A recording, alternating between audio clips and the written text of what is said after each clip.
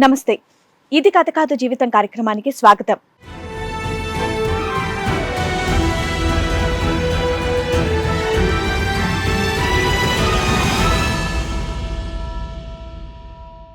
నవమాసాలు మోసి కని పెంచినటువంటి బిడ్డ జీవితం ఏమైపోతుందో అని తల్లడిల్లిపోతున్నటువంటి తల్లి ఒకవైపు, డిప్రెషన్లోకి వెళ్లి చావు బ్రతుకుల మధ్య కొట్టుమిట్టాడుతున్నటువంటి కొడుకు మరోవైపు, కష్టాల్లో ఉన్న వాళ్ళకి చేయూతను అందించే ఆమె ఈ రోజు తన కొడుకు జీవితం కోసం భరోసా కోరుకుంటోంది. అసలు వాళ్ళకి ఏం జరిగిందో తెలుసుకుందాం, చేతనైన సహాయాన్ని చేద్దాం. యాక్చువల్ కేసు ఏంటి అంటే మా మేనల్ నుండి మేమే చదివించామన్నమాట. హోటల్ మేనేజ్మెంట్ చదివాడు. మీ ఇంట్లో మీ ఎవరున్నారు? మా ఆడపడుచు గారు. మీ ఆడపడుచు గారు అబ్బాయి ఎన్ని ఇయర్స్ నుంచి ఉన్నాడండి?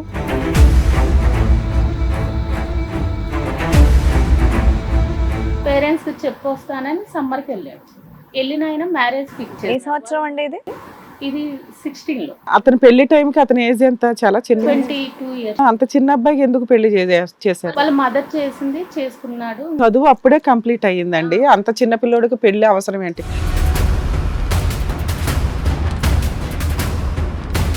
ఆ విలేజ్ లోనే ఆ ఇంటి పక్కన అమ్మాయి, నేను కూడా అక్కడే కాలేజ్ అన్న రిలేషన్ ఇక్కడ అన్న నన్ను కూడా నీ బండి మీద తీసుకొని వెళ్ళరా అని అడిగేది.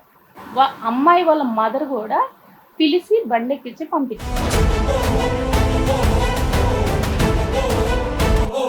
అమ్మాయి వెళ్ళేటప్పుడు చెప్పేదంట అబ్బాయికి ఏమని అంటే, అన్న నువ్వు చాలా వాడు నిజంగా అందంగా ఉంటాడు. అమ్మాయి ఊర్లో ఎవరికి నచ్చదన్నా నువ్వు ఎలా చేసుకున్నావు, మా అమ్మ రోజు అనిద్ది అని కొంచెం బ్యాడ్ వర్డ్స్ అన్ని వాడేదంట వీడి దగ్గర.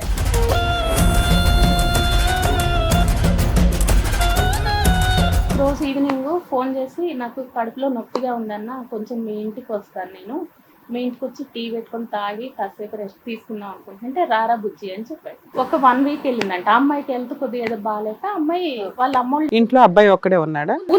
అప్పటికి పిల్లలమ్మ వాళ్ళకి లేరండి. సో ఈ అమ్మాయి టీ కావాలన్న టైంకి అక్కడ భార్య అయితే లేదు.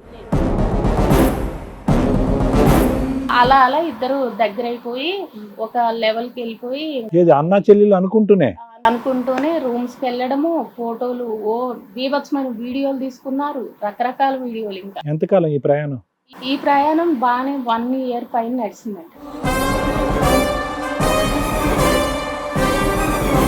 ఒకరోజు అమ్మాయి చెప్పిందంట, మీ ఆవిడని నీకు పిల్లలు కాలేదు కదా, నీ భార్య నొప్పించు, లేకపోతే నేను నా దగ్గర ఇన్ని వీడియోస్ ఉన్నాయి, ఇవన్నీ బయట పెట్టేస్తాను, 2-3 లక్షలు డబ్బులు తీసుకున్నాను. అమ్మాయి వాళ్ళ అమ్మ, తల్లి కూతురు ఇద్దరికి తెలుసు ఆ విషయం. 21లో షాప్ పెట్టాడు, 22 దాకా రిలేషన్ నడిపించాడు, 23లో విషయం బయటపడిందా జనాలకి?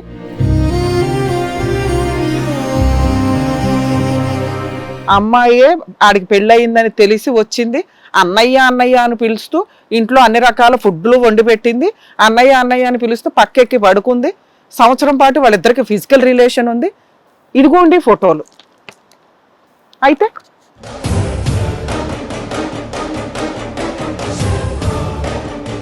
పవిత్రమైన మాట పెట్టుకొని దరిద్రపు పని చేసిన 2 క్యారెక్టర్ల గురించి మాట్లాడుతున్నాం మనం. వాళ్ళిద్దరూ ఒక రూమ్కి వెళ్ళడం, ఆ అమ్మాయి చున్నీ తీయడం, ఆ అమ్మాయి అవుట్రేజింగ్ మోడెస్టీ ఆఫ్ ఉమెన్ అనే ఇన్సిడెంట్లు అవన్నీ జరగడం, ఫిజికల్గా కమిట్ అవ్వడం, అదంతా స్టోరీ అబ్బాయికి సంబంధించి. రేప్ కేసు ఆ అబ్బాయి మీద 100% పడుతుంది, పడాలి, పడింది.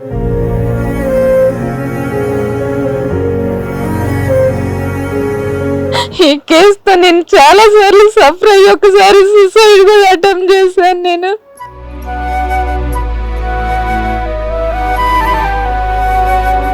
నాకేం లేదు మేడం, మా బాబు ఒక్క కేసు మీరు వాదించి ఈ షో తరపు న్యాయం చేయండి మేడం, మీకు కాళ్ళు పట్టుకుంటా.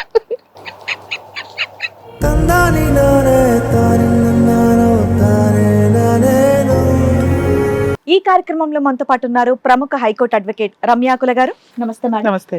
ప్రముఖ సైకియాట్రిస్ట్ డాక్టర్ కళ్యాణ్ చక్రవర్తి గారు. నమస్తే సార్. ప్లీజ్ కూర్చోండి. కూర్చోండి. రండమ్మా. నమస్తే, కూర్చోండి.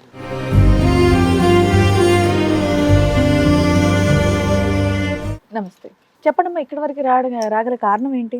అంటే బేసిక్ గా కేసు మాది కాదు. ఓకే. మా బాబు కేసులో ఇరుక్కున్నాడు. ఎదురు కూర్చున్న అబ్బాయి మీ అబ్బాయా? అయ్యే.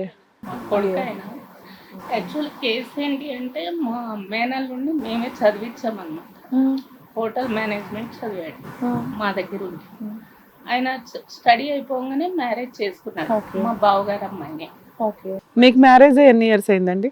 నాకు 30 years. ఎంతమంది పిల్లలు? నాకు 2. ఈయన ఎన్నో కొడుకు?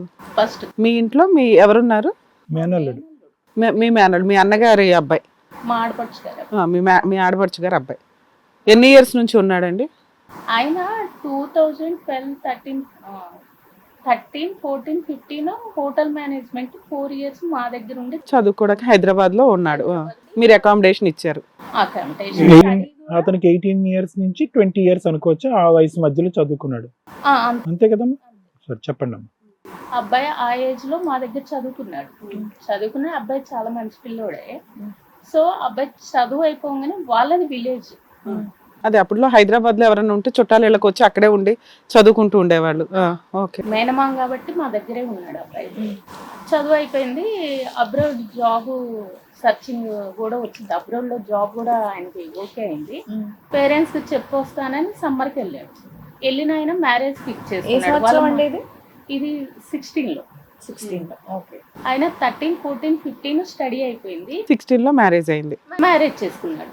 మ్యారేజ్ చేసుకున్న తర్వాత ఇక మ్యారేజ్ చేసుకున్న వాళ్ళిద్దరు బానే ఉన్నారు. అమ్మాయి అప్పటికి ఎడ్యుకేషన్ అవ్వలేదు. అమ్మాయి కూడా బీటెక్ 2nd year చదువుతుంది. అతని పెళ్లి టైంకి అతని ఏజ్ ఎంత? చాలా చిన్న. 22 years. అంత చిన్న అబ్బాయికి ఎందుకు పెళ్లి చేశారు? వాళ్ళ మదర్ చేసింది, చేసుకున్నాడు. ఇంకా మేము అడిగాము అరేంజ్డ్ మ్యారేజ్. మేము అబ్జెక్షన్ చేసాము. బేసిక్ గా నేను ఆ అవేర్నెస్ ప్రోగ్రామ్స్ లో సార్ తో కూడా నేను ప్రోగ్రామ్ చేశాను. మహాత్మా గాంధీ యూనివర్సిటీ నుంచి మనది చేశాను. సార్ దగ్గరికి కూడా తీసుకొచ్చాను. నాకు ఇష్టం లేకుండే పెళ్లి, మా సార్కి ఇష్టం లేక అబ్జెక్షన్. చదువు అప్పుడే కంప్లీట్ అయ్యిందండి. అంత చిన్న పిల్లోడికి పెళ్లి అవసరం ఏంటి? కెరియర్ లో సెటిల్ అవ్వాలి అనే చూస్తాం కదా. ఎవరన్నా ఏం పని చేస్తున్నాడు అబ్బాయి అని అడుగుతారుగా సంబంధం ఇచ్చిన వాళ్ళు.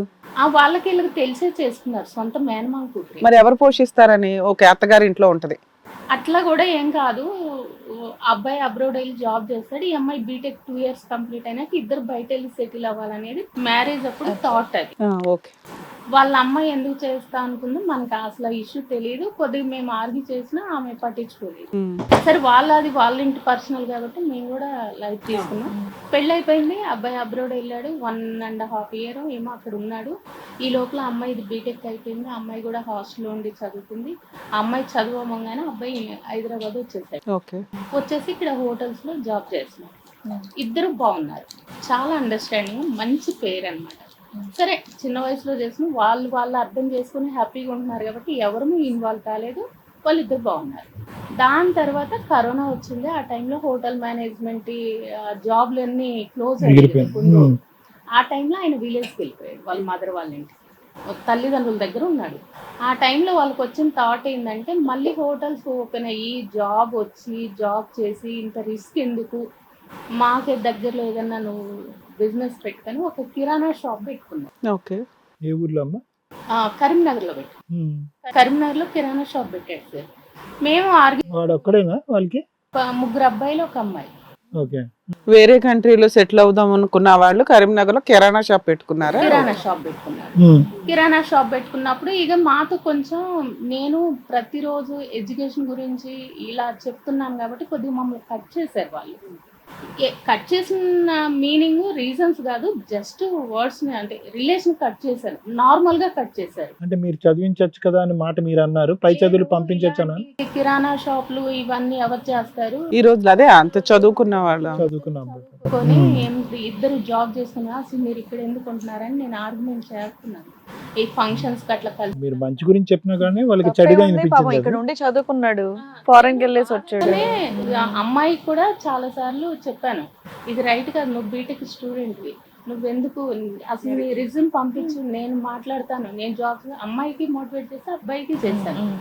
చేసినప్పుడు వాళ్ళు చెప్పేది వినేవాళ్ళు, ఆన్సర్ చేసేవాళ్ళు కాదు.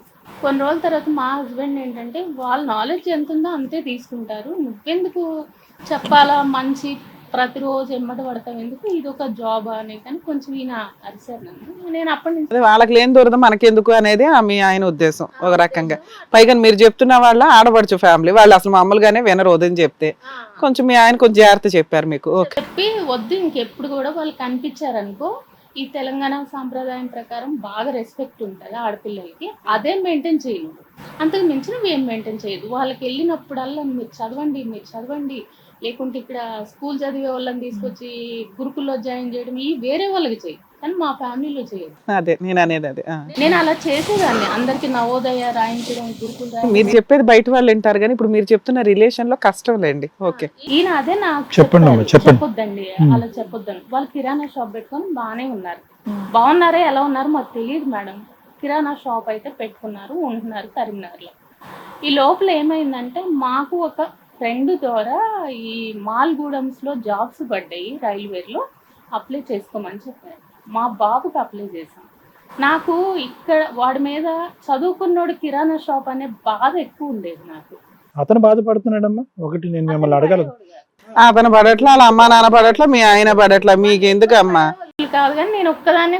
ఎవరి గురించి బాధపడ్డారు అంటే మీరు మీ కళ్ళెదురుగుంటా చదివించారు కాబట్టి ఆ అబ్బాయికి ఇది కరెక్ట్ జాబ్ కాదని మీరు ఫీల్ అవుతున్నారు, కానీ మీరు తప్ప ప్రపంచంలో ఎవరు ఫీల్ అవ్వట్లేదు అన్నది ఇక్కడ ట్విస్ట్ కదా. సరే చెప్పండి.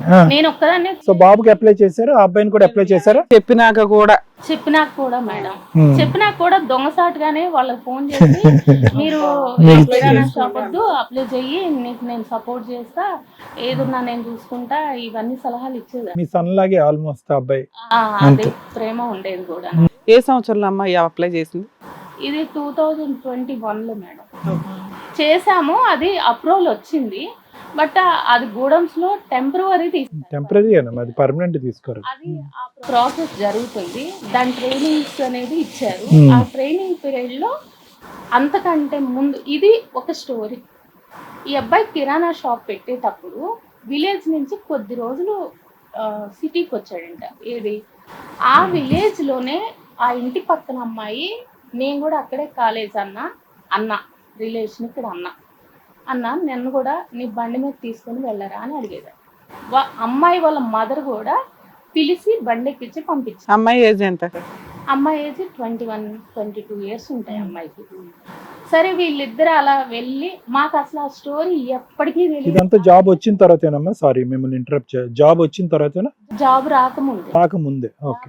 రాకముందే ఈ కిరాణా షాప్ లో ఉన్నప్పుడు ఇది ఉండేది. ఆ అమ్మాయి వెళ్ళేటప్పుడు చెప్పేదంట అబ్బాయికి ఏమని అంటే, అన్న నువ్వు చాలా, వాడు నిజంగా అందంగా ఉంటాడు. దీని దుంపదగా అన్న అంటే ఏంటి, అందంగా ఉంటావు ఏంటి? చిన్నగా అమ్మాయి కొద్దిగా నార్మల్ గా ఉంటది, మంచి గ్లామర్ కాదు, మంచి బుద్ధిమంతురా. అమ్మాయి ఊర్లో ఎవరికి నచ్చదన్నా నువ్వు ఎలా చేసుకున్నావు, మా అమ్మ రోజు అనేది అని కొంచెం బ్యాడ్ వర్డ్స్ అన్ని వాడేదంట వీడి దగ్గర. అన్నా నువ్వైతే బాగున్నావు, వదిన బాగాలేదు, ఆ అమ్మాయిని ఎందుకు చేసుకున్నావు, ఇంకెవరైనా మంచి వాళ్ళు వచ్చేవాళ్ళని, కానీ ఎప్పటికప్పుడు ఫిట్టింగ్ పెడుతూ ఉండేది. అట్లా ఒక 3-4 టైమ్స్ జర్నీ చేశారు. 4th టైం వచ్చేసరికి నాకు ఈ స్టోరీ వాడు చెప్పింది. మా అల్లుడు నాకు ఎలా నాకున్న ఫ్రీడమ్ తో రోజు ఏడుస్తూ ఇలాంటి సిచ్యువేషన్ ఎందుకు తెచ్చావు అన్నప్పుడు స్టోరీ ఎలా మొదలైందంటే అతను చెప్పిన స్టోరీ ఇది. నాకు సిచ్యువేషన్ చెప్పండి. రోజు ఈవినింగ్ ఫోన్ చేసి, నాకు కడుపులో నొప్పిగా ఉందన్న, కొంచెం మీ ఇంటికి వస్తాను, నేను మీ ఇంటికి వచ్చి టీ పెట్టుకొని తాగి కాసేపు రెస్ట్ తీసుకుందాం అనుకుంటుంటే రారా బుజ్జి అని చెప్పాడు. ఇంకా వచ్చిన తర్వాత ఈయన, ఆ ఇంట్లో ఎవరెవరు ఉంటారు? ఆ అబ్బాయి అలా ఆవిడేనా? వాళ్ళ భార్య ఉంటారు. అమ్మాయి ఏ జాబు చేయదు, ఇంట్లోనే ఉంటది. లేదు, ఆ టైంలో వాళ్ళ అమ్మగారి ఇంటికి వెళ్ళింది. ఎన్ని రోజులు? ఒక 1 వీక్ వెళ్ళిందంట. అమ్మాయికి హెల్త్ కొద్దిగా ఏదో బాగాలేక అమ్మాయి వాళ్ళ అమ్మ ఇంట్లో అబ్బాయి ఒక్కడే ఉన్నాడు. అప్పటికి పిల్లలమ్మా వాళ్ళకి లేరండి. సో ఈ అమ్మాయి టీ కావాలన్న టైంకి అక్కడ భార్య అయితే లేదు. ఇంకా అమ్మాయి వచ్చిందంట. వచ్చి టీ పెట్టుకొని తాగమని వీడికి చెప్పి షాప్ కింద ఉంటే కింది వేరే ప్లేస్ కి షాప్ కి వెళ్ళంట. వచ్చేసరికి వంట చేసి అక్కడ వెజిటేబుల్స్ అన్ని తీసుకొని, అమ్మా అమ్మాయిది పక్కిల్లే కదమ్మా, మీరు చెప్పిన దాని ప్రకారం పక్కింటి పిల్ల అన్నయ్య అని బైక్ ఎక్కుతూ ఉండేది అన్నారు. చాయ్ ఇల్లింట్లో తాగాల్సిన అవసరం ఏముంది ఆ అమ్మాయికి? విలేజ్ లో పక్క ఇళ్ళేమో విలేజ్ లో, వీళ్ళిద్దరు కరీంనగర్ షాప్ దగ్గర ఉన్న చోట జరిగింది దుకాణం. ఇది సెంటర్ దగ్గర జరిగింది. అక్కడ అమ్మాయి కరీంనగర్ లో చదువుతుంది, హాస్టల్లో, అక్కడ హాస్టల్లో ఉంటుంది. సరే వంట చేసి పెట్టింది చెప్పండి. వీళ్ళిద్దరు అటు ఇటు తిరుగుతా ఉంటారు బైకుల మీద. అయితే తిరగడము, ఇంకా అలా అలా ఇద్దరు దగ్గర అయిపోయి ఒక లెవెల్ కి వెళ్ళిపోయి అన్నా చెల్లెలు అనుకుంటూనే రూమ్స్ కి వెళ్ళడము, ఫోటోలు, బీభత్సమైన వీడియోలు తీసుకున్నారు, రకరకాల వీడియోలు. ఇంకా ఎంతకాలం ఈ ప్రయాణం బాగానే 1 year పైన నడిచిందండి. ఓకే, అక్కడ వరకు అబ్బాయి వరకు క్యారెక్టర్ అలా ఉంది. ఇందులో ట్విస్ట్ ఏముంది? వాళ్ళు అలా ఆవిడ అలా అమ్మ చూసుకుంటారు. ఇందులో ఇది అయిపోయింది. ఇంట్లో తెలిసిపోయింది మేడం. ఒక రోజు అమ్మాయి చెప్పిందంట, మీ ఆవిడని నీకు పిల్లలు కాలేదు కదా, నీ భార్య నొప్పించు, లేకపోతే నేను నా దగ్గర ఇన్ని వీడియోస్ ఉన్నాయి, ఇవన్నీ బయట పెట్టాను, ఒక 2-3 లక్షల డబ్బులు తీసుకున్నాను. అమ్మాయి వాళ్ళ అమ్మ తల్లి కూతురు ఇద్దరికి తెలుసు ఆ విషయం. తీసుకున్నారంట. అది కూడా వీడు చెప్పట్లేదు. వీడు అప్పులు చేసి ఫ్యామిలీ మెంబర్స్ అందరికి షాపు లాస్ అవుతుంది ఇవన్నీ చెప్పాడు. మదర్ కి అదే, మేనమామకి అదే, భార్యకి అదే చెప్తున్నాడు. కానీ ఈ అమ్మాయి 21 లో షాప్ పెట్టాడు, 22 దాకా రిలేషన్ నడిపించాడు, 23 లో విషయం బయటపడిందా జనాలకి? 22 లోనే 1 year బయటపడింది. అని బయటపడిన తర్వాత ఏమైందంటే, ఫస్ట్ వాళ్ళ పేరెంట్స్ కు తెలీదు, నువ్వు కనుక చెప్పావంటే నేను చచ్చిపోతా. అది కొద్ది రోజులు, 1 నెల రోజులు బ్లాక్ మెయిల్ చేశారు. ఆ ఇష్యూ మా దాకా రాలేదు. ఎన్ని లక్షలు ఇచ్చాడమ్మా? ఒక 2-3 లక్షలు ఇచ్చానని చెప్పాడు. నాకు చెప్పడం అయితే 2-3 లక్షలు అమ్మాయికి ఖర్చు పెట్టాను నేనని చెప్పాడు. అది అయిపోయింది. ఆ తర్వాత వాళ్ళ సొంత మామ ఉన్నాడు కదా, భార్య తండ్రి, ఆయన దృష్టికి వెళ్ళినప్పుడు ఆయన నాకు ఫోన్ చేసేసి, వీడు ఇక్కడ ఉండడానికి లేదమ్మా, నువ్వు నాకు ఒక కూతురు లాంటిదని, వీడిని ఎట్లన్నా సేవ్ చేయి, నా బిడ్డ జీవితంలో ఇట్లా అవుతుంది, ఒక అమ్మాయికి ఇలా తిరుగుతున్నాడని ఒక నైట్ మాకు కాల్ చేసి, మీకా మీ హస్బెండ్కా? మా హస్బెండ్కి నాకు ఇద్దరికి మాట్లాడాడు ఒకే రోజు. మేమేమమ్మా వారేమన్నారంటే, ఎందుకు వాళ్ళ అమ్మా నాన్న పట్టుకొని కాలర్ పట్టుకొని మాట్లాడుకోవచ్చు కదా. అది జరిగినాకే వాళ్ళ అమ్మా నాన్నకి చెప్పి వాళ్ళని పిలిపించుకొని, వాళ్ళ అమ్మా నాన్న ముందర అల్లుడిని తిట్టాల్సిన తిట్టి, అల్లుడు తల్లిని తిట్టాల్సిన తిట్టి, అయినా మారలేదని మీ దాకా వచ్చి దగ్గరికి పంపించారు. మా వారు ఏం చేశారంటే, సరే ఇక్కడికి తీసుకొచ్చుకొని వాడిని ఎటన్నా స్టడీ చదువుకున్నాడు కదా, పాస్పోర్ట్ కిరాణా షాప్ ఎత్తేసారా? ఆ కిరాణా షాప్ ఎత్తేసి అమ్మాయిని సామాన్ తీసుకుని వాళ్ళ మామ వాళ్ళ ఇంటికి వెళ్ళిపోయాడు. బిడ్డను తీసుకొని వెళ్ళిపోయాడు ఆయన. అయితే అబ్బాయిని తీసుకొచ్చి మా ఇంట్లో వదిలిపెట్టారు. 2022లో 22లో మా ఇంట్లో వదిలిపెట్టారు. వదిలిపెట్టినప్పుడు నేను కౌన్సిలింగ్ అని సార్ దగ్గరికి తీసుకెళ్ళా. ఇలాంటి తప్పు అవంతా అక్రమ సంబంధాలు పెట్టుకోకూడదు అని కిరాణా షాప్ పెట్టకూడదు చెప్పిన తర్వాత నేను అడిగాను మేడం, ఏమని అంటే, ఇంకా అన్ని మానేసుకోరా ఆడపిల్లలు అంటే, ఇప్పుడు ఏదేమైనా అమ్మాయి పెళ్లిగాని అమ్మాయితో ఇలా చేసినప్పుడు నీకు చాలా ఇబ్బందులు వస్తాయి, రేపు కేసెస్ కూడా వాళ్ళకే ఫేవర్ ఉంటాయి, నువ్వేదో కాకేమ్మ కథ నేను చెప్తానంటే ఏ కోర్టు నమ్మదు అని నేను ఇలాగ అబ్బాయికి మోటివేట్ చేస్తా ఉంటే ఆ అమ్మాయి ఎక్కడ ఫోన్ ఆపేది కాదు. ఒకరోజు ఫోన్ గుంజుకొని జూలై 27 అనుకుంటా నైట్ ఫోన్ చేస్తుంటే ఆ అమ్మాయి ఫోన్ తీసుకొని, అమ్మ నీకు పెళ్ళిగాని అమ్మాయి, వాడికి పెళ్ళయింది, మీ ఇంటి పక్కననే నీకు తెలుసు, భార్య ఉందని తెలుసు, నువ్వు ఎలాగమ్మా వస్తావు వాళ్ళ లైఫ్లోకి అని నేను అడిగితే, ఏంటంటే మీరు కూడా వైఫైకి అప్డేట్ కాకుండా ఇంకా పాతకాల ఫేస్బుక్లో ఉన్నావా అని అడిగాను. వైఫై ఏంటి, ఫేస్బుక్ ఏంటి అని అడిగాను. వైఫై అంటే ఏంటమ్మా అంటే, మరి వైఫై పెట్టుకోవాలంటే అన్ని ఛానల్స్ వస్తాయి, ఇప్పుడు సుప్రీంకోర్టు ఏం చెప్తుంది, ఎవరికి నచ్చితే వాళ్ళు ఉండొచ్చు అని చెప్తుంది, మీరు చదువుకోలేదా, మీరు కూడా సొసైటీలో తిరుగుతారు, వైఫైకి ఫేస్బుక్ ఇలాంటి కొత్త అద్దాలు ఉన్నాయి, ఇవన్నీ మీకు తెలవ్వా? నాకు నేను మేజరు. మీరు ఆ ఫోన్ రికార్డ్స్ చేశారా? మీరు సొసైటీలో సోషల్ వర్కర్ కదా, కొంత అవేర్నెస్ ఉండుంటది, సేఫ్ గా ఉంచుకోవాలి ఎవిడెన్స్లు, పిల్ల బ్లాక్ మెయిల్ చేస్తుందని. రికార్డ్స్ ఉన్నాయి అవి మీ దగ్గర? రికార్డ్స్ అన్ని రికార్డ్ చేశాను మేడం. ఆ రోజు చేసిన తర్వాత 1 గంట ఫోన్ ఆపితే 29 సార్లు మిస్డ్ కాల్ చేసింది అమ్మాయి. తర్వాత నేనేం చేశానంటే, నెక్స్ట్ డే మార్నింగ్ వాళ్ళ మామగారికి ఫోన్ చేసి, ఇన్నిసార్లు ఫోన్ చేసింది, నేను వాడి ఫోన్లో నుంచే మాట్లాడాను, రికార్డ్ కూడా చేశాను, మా హస్బెండ్కి, వాళ్ళ మదర్కి, ఆ అమ్మాయి వాడి మామకి, ముగ్గురికి ఫోన్ చేశాను. వాళ్ళ మామ ఏం చెప్పాడంటే, నీ అల్లుడు జోలికి రానని నాకు ఒక లెటర్ రాసి ఇచ్చిందమ్మా, నేను వాళ్ళ తల్లిదండ్రులకు చెప్దామంటే పెళ్లిగాని అమ్మాయి అని ఆలోచిస్తున్నావు, ఇక్కడ నువ్వు కూడా అదే చెప్తున్నావు కదా, పెళ్లిగాని అమ్మాయి లైఫ్ నాశనం చేయదు, వీడు కరెక్ట్ ఉంటే మనకెందుకు ఆ అమ్మాయితో నువ్వు అంటున్నావు, ఎట్లా మరి దీని సొల్యూషన్ ఏంటంటే, సరే అండి మీరు 2 రోజులు ఆగండి బావగారు, ఏం చేద్దామంటే నేను వస్తా కరీంనగర్, ఆ అమ్మాయిని ముందు బెదిరిస్తే మనల్ని ఏమన్నా బ్లాక్మెయిల్ చేస్తాను, ఈ అబ్బాయి వాళ్ళ అమ్మని వాళ్ళ మదర్ని తీసుకొని రమ్మని, మీ కూతురు ఇవన్నీ చేస్తుంది, మీ అమ్మాయిని మీరు షేర్ చేసుకోమని చెప్పేసి వాళ్ళ అమ్మాయిని వాళ్ళ హ్యాండ్ ఓవర్ చేసి మనం ఎటోళ్ళు మాకు వెళ్ళిపోదాం, నీ అల్లుడిని నువ్వు తీసుకెళ్ళిపో, నా ఇంట్లో ఉంటే నాకు ప్రాబ్లం అవుతుంది అని చెప్పాను. అన్న తర్వాత సరే నా ఇంటికి ఎందుకమ్మా, నా బిడ్డ జీవితం నాశనం అయింది కదా, వాళ్ళ తల్లిదండ్రులకి అప్పచెప్తామని అన్నారు. వాళ్ళు ఏమైనా కేసులు ఫైల్ చేశారా అబ్బాయి వాళ్ళ భార్య వాళ్ళు? 498 ADVC అబ్బాయి భార్య ఎక్కడ ఏం వేయలేదా? ఈ అమ్మాయి ఓకే, ఇంకా అక్కడ దాకా రాలా మీరు? ఓకే. అయితే ఇంకా ఆ రోజు అది జరిగింది మేడం. అది జరిగిన తర్వాత మేము నైట్ రేపు పొద్దున్న నేను కరీంనగర్ వస్తున్నానని చెప్పాను. ఆయన మరి ఈ రోజు ఈవినింగ్ ఏం జరిగిందో, ఆయన ఎక్కడ హర్ట్ అయిందో మనకు తెలియదు. వాళ్ళ మామగారు డైరెక్ట్ వాళ్ళ సొంతూరుకి ఆ సర్పంచ్ని పిలిచేసి ఈ ఫొటోస్, వీడియోస్, ఈ లెటర్ రాసిచ్చింది ఇవన్నీ చూపించేశారు. ఎవరికి? అమ్మాయి వాళ్ళ ఊరెళ్ళి. ఆ అమ్మాయి వాళ్ళ ఊరు, ఆ అమ్మాయి వాళ్ళ ఊరు, ఈ అబ్బాయి వాళ్ళ ఊరు ఒకటే వీధి. అతను ఆ సర్పంచ్ కూడా ఒక 1/2 hour లో తల్లిదండ్రులను పిలిచి ఈ ఫోటోలు ఇవన్నీ మీవే కదా, మీ అమ్మాయి ఇగో ఈ బాగోతాలు ఉన్నాయని అన్ని చూపించాడు. చూపించి వాళ్ళకి మీ అమ్మాయిని మీరు వెళ్ళి తెచ్చుకోండి అంటే రేపు తెల్లారి పొద్దున పోయి వాళ్ళ అమ్మాయిని వాళ్ళు తీసుకొచ్చుకున్నారు. ఆడికి ఇంకా అది క్లోజ్ అయ్యింది అనుకున్నాం మేము అనుకోవడం. ఇక్కడ ఏమైందంటే కరెక్ట్ మళ్ళీ ఆ అమ్మాయి ఏం చేసిందంటే వాళ్ళు ఫోన్ తీసేసుకొని వాళ్ళ పిల్లని వాళ్ళు ఒక చుట్టాలింటి దగ్గర పెట్టారు. కానీ చుట్టాలింటి కాడ ఫోన్ నుంచి వీటికి కంటిన్యూ అయింది. ఆ ఫోన్ ని బాత్రూమ్ లో పెట్టుకోవడము, సోపుల కింద పెట్టుకోవడం, ఏదో ఒక విధంగా ఎత్తేవాడమ్మా మీ వాడు ఫోన్ ఎత్తి మాట్లాడేవాడు కానీ మా ముందు మాట్లాడేవాడు కాదు. మేము కూడా కొంచెం మీ దగ్గర ఉన్నాడనే భయం తప్ప మీ వాడికి కూడా ఫీలింగ్ ఉందిగా. ఫీలింగ్ ఉంది.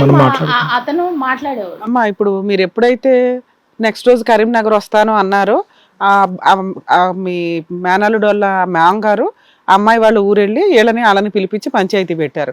అక్కడ ఉన్న డిస్కషన్ ఏంటి, ఇంకోసారి అమ్మాయి మాట్లాడొద్దు, అమ్మాయి ఫోన్ తీసేయండి, ఎవరి లైఫ్ వాళ్ళు అని డిసైడ్ చేసి ఉంటారు మీరు చెప్తున్న స్టోరీ ప్రకారం.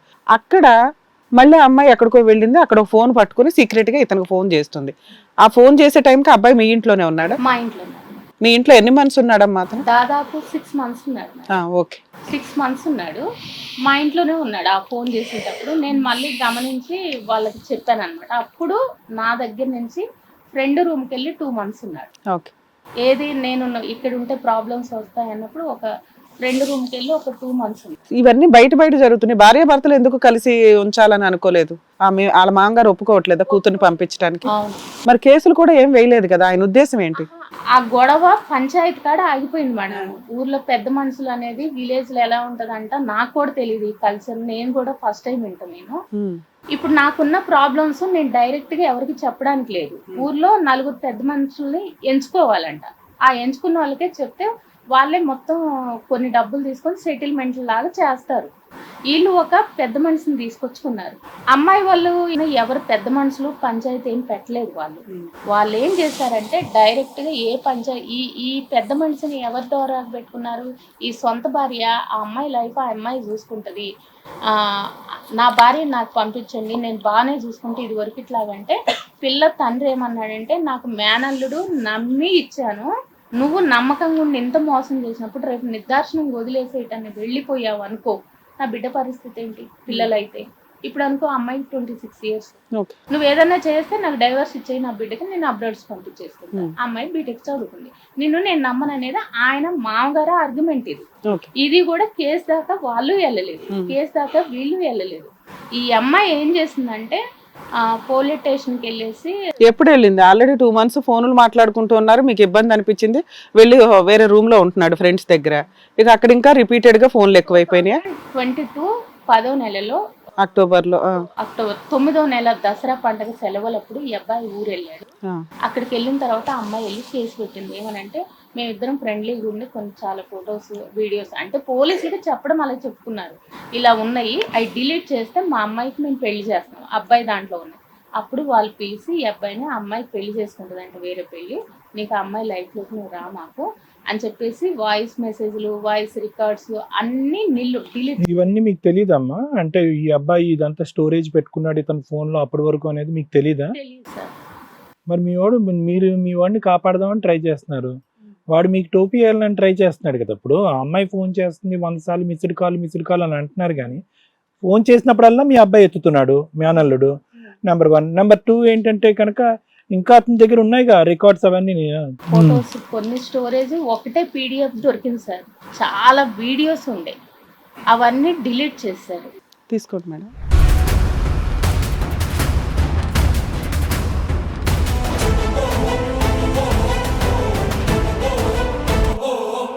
సరే డిలీట్ చేస్తారు, తర్వాత ఏంటమ్మా? పోలీసులు డిలీట్ ఓకే. చేశారు. చేసిన తర్వాత పిఎస్ కి మేము వెళ్ళలేదు. బట్ పోలీసులు ఏం చెప్పారంటే ఇదంతా ఎక్కడ పోలీస్ స్టేషన్ అమ్మా? అక్కడ Sircilla police Sircilla police station లో జరిగింది, డిలీట్ చేశారు, ఎవరి దారాలు చూసుకోమని చెప్పారు. చెప్పారు. తర్వాత చెప్పిన తర్వాత అమ్మాయికి పెళ్లి ఒక దగ్గర 11వ నెలలో పెళ్లి కుదిరింది. 10వ నెలలోనే పోలీస్ స్టేషన్ కంప్లైంట్ ఇచ్చింది. మీ మీద కేసు వేయాలి అనుకుంటే ఏ అమ్మాయి కూడా పోలీస్ స్టేషన్కి వెళ్ళి నాకు దాచుకున్న వీడియోలు, ఫొటోస్, న్యూడ్ ఫోటోలు ఏవైతే ఉన్నాయో అవి డిలీట్ చేయించండి అని అడగరు. అవి ఉన్నాయని బ్లాక్మెయిల్ చేస్తున్నాడు కాబట్టి కేసు ఫైల్ చేయండి అంటారు. అది చాలా పెద్ద కేసు, నాకు తెలిసి మీకు ఐడియా ఉంటే. ఆ అమ్మాయి పోలీస్ స్టేషన్కి వచ్చి మ్యాక్సిమం ఇలాంటి కేసుల్లో అలా అక్రమ సంబంధాలు కానీ లేదా ఎమోషనల్గా ఒకటి అయిపోయిన సందర్భాలు, కంట్రోల్ చేసుకోలేక ఒకటైన సందర్భాలు ఏమన్నా ఉంటే ఇలా ఫోటోలు, ఇద్దరు తప్పే, ఎవరిని ఇక్కడ సపోర్ట్ చేయడానికి లేదు, ఫోటోలు తీసుకున్నప్పుడు మ్యాక్సిమం అమ్మాయిలు ఫాల్స్ కేసులు వేస్తే మనం అది వేరుగా మాట్లాడదాం. ఇక్కడ అమ్మాయి వచ్చి అవన్నీ డిలీట్ చేయండి అని అంది. అసలు ఈయన ఎందుకు దాచుకోవడం? దరిద్రం అది, ఒక చేసిన తప్పు. అంటే ఆవిడే నా దగ్గరకు వచ్చింది, ఆవిడే నాతో ట్రాప్ అయి పడుకుంది కాబట్టి నా తప్పేమి లేదని ప్రూవ్ చేసుకోవడానికి పనికొస్తాయి అని దాచాడా? ఎంటర్టైన్కి దాచాడా? రేపొద్దుట అమ్మాయిని బ్లాక్మెయిల్ చేయడానికి దాచాడా? అట్లీస్ట్ ఇవి ఉన్నాయని మీకు చెప్పాలి కదా. ఇప్పుడు మీరు ఏమన్నారు, ఆయన ఫోన్ లో నుంచి డిలీట్ చేయించారా అని అంటున్నారు. ఫోన్లు అన్ని డిలీట్ చేశాడు. ఒక పీడిఎఫ్ భార్య. నేను ఇంకా దీని గురించి అడగట్లా. పోలీస్ స్టేషన్కి వెళ్ళింది, డిలీట్ చేయమంటే డిలీట్ చేస్తారు. అసలు ఆయన ఎందుకు ఉంచుకున్నాడో అని అడుగుతున్నా. అక్కడే ఆయన క్యారెక్టర్ ఇంకొకసారి పడిపోయింది. ఒక అమ్మాయి ఫోటోలు అసలు అట్లా దిగడమే తప్పు, తప్పుడు పని చేయడమే తప్పు. ఎందుకు ఉంచుకున్నాడు? సరే ఉంచుకున్నాడు, అమ్మాయి డిలీట్ చేసింది. ఆ అమ్మాయికి నెక్స్ట్ మంత్ మ్యారేజ్ ఉంది. తర్వాత ఏంటి? నెక్స్ట్ మంత్ మ్యారేజ్ ఉంది మేడం. ఆ మ్యారేజ్ టైంలో నాకేమైందంటే, ఆ అమ్మాయికి మ్యారేజ్ కుదిరిన టైంలో నాకు యాక్సిడెంట్ అయ్యి అసలు ఇందులో మీరు ఎక్కడ ఉన్నారు మేడం? అబ్బాయి వేరే రూమ్ లో ఉన్నాడు, అలా అమ్మ నాన్న పంచాయతీ, పోలీస్ స్టేషన్ పంచాయతీ. మీ లైఫ్ మీకుంది, మీ ఇద్దరు పిల్లలు, మీ భర్త, మీరు. మేడం నా లైఫ్ ఇప్పుడు స్టార్ట్ అయింది. నాకు అబ్బాయి వాళ్ళ ఊరు వెళ్ళిపోయాడు, వాళ్ళ దగ్గరే ఉన్నాడు. కాకపోతే నాకు నవంబర్ 17వ తారీఖు నాడు యాక్సిడెంట్ అయింది. నాకు స్పైనల్ కార్డ్ ఇంజూరీ అయింది అనమాట. రెండు చాలా పెద్ద ఇష్యూ అయింది. నేను బెడ్ మీద ఉన్న, సర్జరీస్ అయినాయి యశోదాలో. ఆ టైంలో వాడు మా హస్బెండ్ ఏం చేశాడంటే హాస్పిటల్లో ఉండడానికి పిలిపించాడు. నా దగ్గర వచ్చి ఉన్నాడు. మీ ఇద్దరు పిల్లలు ఉన్నారు కదా? మీ పిల్లలు ఉన్నారు కదండి. మా సిస్టర్ యుఎస్ లో ఉన్నారు. అయితే నువ్వు ఉన్నావుగా, నువ్వు ఉన్నావు, మీ బ్రదర్ ఉన్నాడు కదమ్మా, మీ నాన్నగారు ఉన్నారు, ఇంకెవరు కావాలి? మా వారు పిలిచాడు, నాకు తెలియదు అసలు. మేము హాస్పిటల్లో ఉన్నాం కదా, మరి ఈయన ఏ నమ్మకంతో పిలిచారా, రారా 4 రోజులు అంటే వచ్చాడు. మళ్ళీ వచ్చి మా ఇంట్లోనే ఉన్నాడు. అదే నేను వారం రోజులు హాస్పిటల్లో ఉన్నా మేడం. వారం తర్వాత సర్జరీస్ అయినాయి, ఇంటికి డిశ్చార్జ్ అయ్యాను. బుధవారం డిశ్చార్జ్ అయ్యాను. శుక్రవారం రోజు ఒక అబ్బాయి అమ్మాయిని వచ్చి మ్యాచ్ చూసి వెళ్ళాడు. వీళ్ళిద్దరు మాట్లాడుకుంటున్నారు రెగ్యులర్ గా. అప్పుడు కూడా కేసులు అయినా కూడా వాళ్ళు మాట్లాడుకుంటున్నారు. కేసు సెటిల్మెంట్ అయిపోయింది కదా, కేసు ఏం అవ్వలే. అయిన తర్వాత ఈ అమ్మాయికి ఒక విలేజ్ నుంచి ఒక అబ్బాయి మ్యాచ్ చూడడానికి వచ్చారు, చూసి వెళ్ళారంట. ఓకే, ఇప్పుడు అమ్మాయిని చూసి వెళ్ళారు. అబ్బాయి పరిస్థితులు ఏంటని వాళ్ళ ఇంటికి వీళ్ళ పెద్దవాళ్ళు వెళ్ళి చూసి వస్తారంట. అట్లా వీళ్ళ పెద్దవాళ్ళు అబ్బాయి వాళ్ళ ఇంటికి నేను బుధవారం డిశ్చార్జ్ అయ్యాను, శుక్రవారం నాడు వాళ్ళు అక్కడికి వెళ్ళారు. కాకపోతే ఇక్కడ మాదేంది పాత్ర అంటే, మా మేనల్లుడు ఎవరైతే ఉన్నాడో అబ్బాయికి నైట్ ఫోన్ చేసే అమ్మాయి, ఆయన చెప్పడము ఏది నిజం ఏది అబద్ధం అని నాకు తెలియదు అసలు. ఇవన్నీ ఆయన చెప్పే విషయం ఏంటి అంటే, నైట్ ఫోన్ చేసి ఆ అబ్బాయి పలానా ఊరు, అబ్బాయికి తండ్రి లేడు, తల్లి ఉంది, నాకు మ్యాచ్ వచ్చింది, మా పేరెంట్స్ రేపు వెళ్తారని కూడా చెప్పలేదంట. మ్యాచ్ వచ్చింది, ఆ అబ్బాయి చేసుకుంటా అంటున్నాడు. నాకు కొద్ది టైం కావాలి, తప్పిద్దరం చేసాం, పనిష్మెంట్ నాకైతుంది, నేను ఎవడో వాడు అసలు ఏం బాగాలేడు, నాకు ఇష్టం లేని పెళ్లి చేస్తున్నారు, నేను చెప్పుకుంటాను, ఫోన్ నెంబర్ తెచ్చిమ్మని అడిగిందంట. ఊరు పేరు ఇంటి పేరు అన్న అమ్మాయి చెప్పిందంట. తెల్లారితే మా బాబు ఫ్రెండ్ కరీంనగర్ వెళ్తున్నారు. వీళ్ళు అది గూడమ్స్ జాబ్ ఉంది కదా మేడం, రైల్వేలో వాళ్ళు రమ్మన్నారు కదా, పెద్దపల్లి గూడమ్స్కి వెళ్తున్నాడు ఈయన. వెళ్ళేటప్పుడు ఆయన ఏం చెప్పారు, మీరు హాస్పిటల్లో ఉన్నారు, డిశ్చార్జ్ ఇంటికి వచ్చారు, ఇంకా మీకు ఎవరో బెడ్ రెస్ట్ అయితే పని చెయ్యాలి, మీరు బెడ్ రెడనే ఉంటారు, పెద్దగా లేసి ఏం పనులు చేయరు. అసలు లేసేది లేదు, అప్పుడు లేచి కూర్చోబెట్టి ఆ పిల్లోని పిలుచుకొచ్చిందే మీకు సర్వీస్ చేస్తారు, మీరు గబుకుని ఏమైనా సరుకులు తేవడానికన్నా ఉంటారు. వేరే సర్వీస్ ముగ్గురు ఉండగా ఈ పిల్లలు మిమ్మల్ని వదిలేసి వర్క్కి వెళ్ళారా? మీ పిల్లలు ఆ రోజు మీటింగ్, ఆ రోజు ఇంటర్వ్యూ కూడా ఉంది బాబుకి. అది గవర్నమెంట్ జాబ్ లాంటిది కదా. ఆ ఫీల్ తోటి మా మదర్ ఏమందంటే వెళ్ళమని చెప్పింది. మా మదర్ ఉన్నారు నా దగ్గర, నన్ను చూసుకోవడానికి మా మదర్ కూడా. సరేనమ్మా, ఓకే. ఆ అబ్బాయి వచ్చాడు, మీ మేనల్లుడు వచ్చాడు, వాడికి ఏమొచ్చి ఫుల్ అడ్రస్ ఈ అమ్మాయి ఇచ్చింది, ఫోన్ నెంబర్ తో పాటు. చేశాడా, ఫోన్ చేశాడా? అసలు ఆ అబ్బాయి ఫోన్ నెంబర్ అమ్మాయికి కూడా తెలియదు సార్. తెలీదు. ఏది ఊరు పలానా ఊరు నుంచి వచ్చి నన్ను చూసి వెళ్ళారు, ఓకే, మ్యాచ్ చూసి వెళ్ళారు నన్ను. కాకపోతే మ్యాచ్ చూసి వెళ్ళారు కాబట్టి ఆ అబ్బాయి ఫోన్ నెంబర్, ఆ పెళ్లి కొడుకు ఫోన్ నెంబర్ నాకు ఇవ్వు ఎవరి ద్వారా అయినా, లేకుంటే నేను చనిపోతా. ఎందుకు అలా అమ్మా నాన్న అడిగితేనే సరిపోద్ది కదమ్మా. రెస్ట్రిక్షన్స్ ఉన్నాయని చెప్తున్నాడు ఈయన. ఈయన చెప్పడమే మేడం, ఇది ఒక్కసారి వినండి. అట్లాగే భలే వాళ్ళకి తింటాం కానీ ఎక్కడికక్కడ డౌట్లు విపరీతం పెద్ద పెద్ద డౌట్స్, అది అందుకని కొంచెం ఓకే అమ్మా చెప్పండి. అయితే ఆ అమ్మాయి ఈ అబ్బాయికి ఫోన్ చేసి చెప్పింది. ఆ అమ్మాయికి తప్పు జరిగింది అన్ని వాళ్ళ పేరెంట్స్ కి తెలుసు కదా మేడం, హౌస్ లో అందుకని ఫాస్ట్ గా పెళ్లి చేస్తున్నారు చేస్తున్నారు కదా ఫాస్ట్ గా. రెండోది ఫోన్ ఇయ్యరు కదా, వీటితో కంటిన్యూ అవుతున్న సంగతి వాళ్ళ పేరెంట్స్ కి తెలుసు. మనం పోలీసుల కాడికి వెళ్తున్నాము, పంచాయతీ చేస్తున్నాం, గొడవలు చేస్తున్నాం, వీళ్ళిద్దరు కంటిన్యూ అవుతున్న సంగతి అమ్మాయి పేరెంట్స్ కు తెలుసు. కాకపోతే ఈ అబ్బాయికి ఏం చెప్పింది, ఫోన్ నెంబర్ తెచ్చి నేను అతనితో నేనే సెటిల్ చేసుకుంటాను బాబు, నాకు ఇప్పుడు ఇష్టం లేదు పెళ్లి చేసుకోవడం, నేను కొంత టైం తీసుకొని పెళ్లి చేసుకుంటానని నేనే చెప్పుకుంటాను, నెంబర్ కావాలా అందంట. వాడు ఆ రోజు పొద్దున వెళ్ళాలి. కాకపోతే నా దరిద్రం ఏమైందంటే, నేను బెడ్ దగ్గర ఉంటే అక్క నేను కరీంనగర్ దాకా వెళ్ళి వస్తానంటే, ఎందుకు వెళ్తున్నాడుగా నీకేం పనిరా. నా భయం ఏంటంటే అమ్మాయి ఏమన్నా కరీంనగర్ రమ్మని వీళ్ళిద్దరు ఏదన్నా చేస్తారేమో. నేను ఈ సిచ్యువేషన్లో ఉన్నా, మా హస్బెండ్ డిప్రెషన్లో ఉన్నాడు, నాకు అప్పుడు ఈ పెరాలసిస్ అవన్నీ వచ్చే ఛాన్సెస్ ఉన్నాయన్నారు, లేచి కూర్చోబెట్టే సిచ్యువేషన్ నాది. వాడే వెళ్తానంటే నేను వద్దన్నా, వాడు వెళ్తా అక్క నేను వెళ్ళి వస్తానన్నాడు. నాకు ఈ కాళ్ళు ఇవన్నీ ఈ ప్రాబ్లం ఉంది కదా, మొత్తం ఇక్కడి నుంచి ఇక్కడ బెల్ట్ వేశారు. అయితే నన్ను కూర్చోబెట్టి లేపాలంటే వీడు ఆల్రెడీ పని మీద పక్కా వెళ్ళాలి. నేనేం చేశానంటే, వెళ్తున్నాడ్రా కరీంనగర్, వాడికి ఏం పని ఉంది నీకు కరీంనగర్లో. నా భయం వల్ల ఏం లేదు మేడం, అమ్మాయి కరీంనగర్ రమ్మన్నాడేమో, ఇదేదైనా కొత్త ట్విస్ట్ ఉంటుందేమో, కనెక్ట్ అవుతారేమో అని భయపడ్డారు మీరు? నేను భయపడితే వీడికి ఏం చెప్పారంటే, ఒరే పలానా ఊరు వెళ్ళి ఆటో, చిన్న విలేజ్ లో ప్రతి ఓడి ఇంటి పేరు ప్రతి ఓడికి తెలిసి ఉంటది. ఆటో స్టాండ్ లోకి వెళ్ళి పలానా పేరు, అతని పేరుని అడగండి. డోర్ టు డోర్ సర్వే చేశాడు. ఎంతమందిని సర్వే చేశాడు? తీసుకొచ్చి నాకు ఇమ్మన్నారండి. ఎంతమంది సర్వే చేశాడమ్మా? ఎన్ని వందల ఇళ్ళు తిరిగాడు? మమ్మీ ఈ స్టోరీ నీకు తెలియదు కదా, నేను చెప్పండి. నాకు నెక్స్ట్ డే మార్నింగ్ చెప్పాడు, ఇలా వెళ్ళురా అక్కడ ఈయన ఉంటాడు, ఆయన దుబాయ్ నుంచి వచ్చాడు, నాకు కూడా సేమ్ ప్లాన్స్ ఉన్నాయి, నేను కూడా ఫారెన్ ట్రిప్ వేద్దాం అనుకుంటున్నాను, అది ఫారెన్లో వర్క్ చేద్దాం అనుకుంటున్నాను అంటే సరే అని చెప్పి నేను వచ్చాను. వచ్చి ఫస్ట్ నా వర్క్ చూసుకున్నాను. అక్కడ పెద్దపల్లిలో ఓన్లీ కాంక్రీట్ ఎక్కువ ఉంటుంది, అక్కడ చూసుకున్నాను, సైట్ మొత్తం విజిట్ చేశాను. తర్వాత లేబర్ని మీట్ అయ్యాను. లేబర్ని మీట్ అయిన తర్వాత నేను రిటర్న్లో వచ్చేటప్పుడు ఆ ఊరు అంటే అడ్రస్ ఫోన్ నెంబర్ అతకమన్నాడు కదా, వెళ్ళారు మీరు అక్కడ? వెళ్ళాం. వెళ్ళి అడగంగానే నీకెందుకు, నువ్వెవరివి, నీకేం కావాలంటే, ఒక ఆయన తెమ్మన్నాడు, ఆయన తెమ్మన్నాడని మేము వచ్చాము అని చెప్పంగానే రెస్ట్రిక్ట్ చేస్తున్నారు మమ్మల్ని. ఇంకా మాకు డౌట్ వచ్చేసింది, ఇదేదో తేడాగా ఉందిరా, మనం ఇక్కడి నుంచి వెళ్దామని చెప్పేసి వెళ్ళి ఇంటికి వచ్చేసాం. తర్వాత స్టోరీ మాకు తెలిసింది ఎప్పుడంటే, మా మీదకి పోలీసెస్ కాప్స్ కాల్ చేయడం వల్ల. మీరు చెప్పండి మేడం. అయితే వీళ్ళు వెళ్ళారు, ఏదో ఎంక్వైరీ చేశారు, దొరకల నెంబర్ అయితే వాళ్ళకి? ఏం లేదు మేడం, వీళ్ళు వెళ్ళి అంట అక్కడ ఏం జరిగిందో స్ట్రిక్ట్ అది తెలియదు మాకు. వీళ్ళు వెళ్ళిన ఊరు పెళ్లి కొడుకు వాళ్ళ ఊరు, సో ఆ ఊరికి అమ్మాయికి సంబంధం లేదు. అమ్మాయి వాళ్ళది మీ మేనల్లుడిది ఒక ఊరు కాబట్టి అక్కడ ఎవరో నలుగురిని అడిగారు, అక్కడ ఏదో వాళ్ళు రివర్స్ లో మాట్లాడారు, వీళ్ళు వచ్చారు, అయిపోయింది ఇక్కడతో.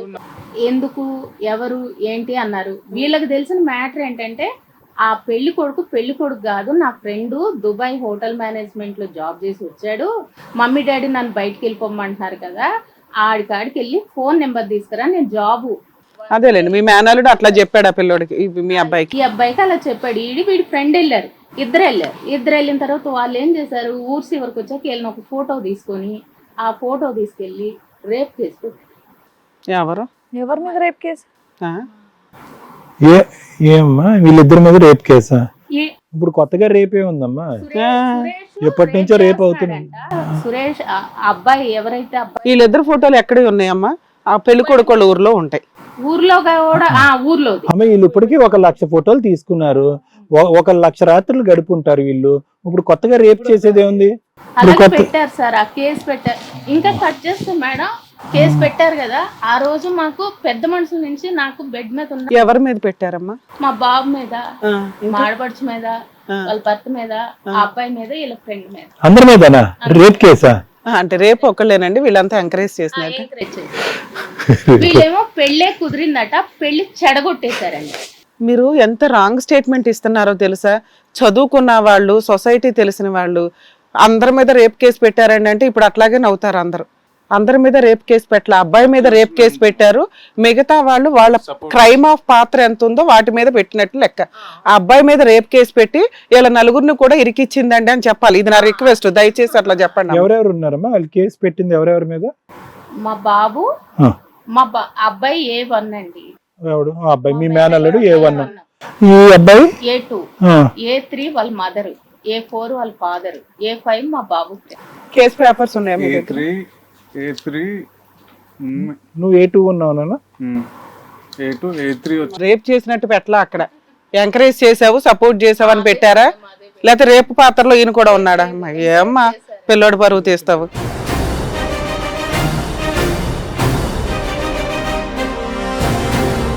అది అలాగని కేసు పెట్టారంట. ఓకేనమ్మా. అది 11వ నెల 28 కేసు పెడితే జనవరిలో వీడు నార్మల్ గా తల్లిదండ్రులను నీకు చూడడానికి ఎవరు చెప్పారమ్మా ఇది రేప్ కేసు అని? ఆమె స్టేట్మెంట్ లో చెప్పిందని చెప్తున్నాను. నేను ఇంకా చూడలేదు. ఇంకా చూడలేదా? ఎప్పుడు 2022లో పెట్టిన కేసు మీ లాయర్ మీకు చెప్పలేదా? కేసు ఏంటో ఎక్స్ప్లెయిన్ చేయలేదా మీకు? మా కేసు ఎక్స్ప్లెయిన్ చేసి ఏం కేసు మీద? అది rape case. Modesty of the insulting women's మీద వల్గర్ గా బిహేవ్ చేయడాలు ఇవ్వండి. రేప్ కేసు కాదు. అబ్సినిటీ. 354 354 అదే మోడెస్టీ ఆఫ్ ఉమెన్. మీరేంటి వీళ్ళు క్రైమ్ పెంచేస్తున్నారు, వీళ్ళు క్రైమ్ మీరు పెంచేస్తున్నారు అందులో ఉన్నదానికంటే. తర్వాత ఏమైనా యాడ్ చేశారేమో చూద్దాం. తర్వాత ఏమైందమ్మా? అది 11వ నెలలో 11వ నెల 28 కేసు అయింది సార్. అమ్మాయి వెళ్ళి పెట్టింది వీళ్ళ మీద. 28 నవంబర్ 2020 నవంబర్ లో పెడితే అబ్బాయిని ఊరికి వెళ్ళిన పిల్లోడిని జనవరి 11 అరెస్ట్ చేశారు. డైరెక్ట్ అబ్బాయిని PS కి తీసుకెళ్లిపోయి డైరెక్ట్ ఇంకా అదే రోజు కోర్టుకు పంపించేసారు. తర్వాత నెక్స్ట్ డే మార్నింగ్ SI గారు మాకు ఫోన్ చేశారు, మీ బాబుని తీసుకొని రండి, మీ బాబు ఏం లేదు జస్ట్ ఒక సంతకం పెట్టాలన్నారు. మీకు ఇంత స్టోరీ ఉందని తెలియదు అప్పుడు? తెలియదు, అసలు స్టోరీయే తెలియదు. అన్న తర్వాత మేము విలేజ్ లో ఎవరైతే పెద్ద మనిషి ఉంటాడో నక్క రవి అనే టైంతో మాట్లాడాము.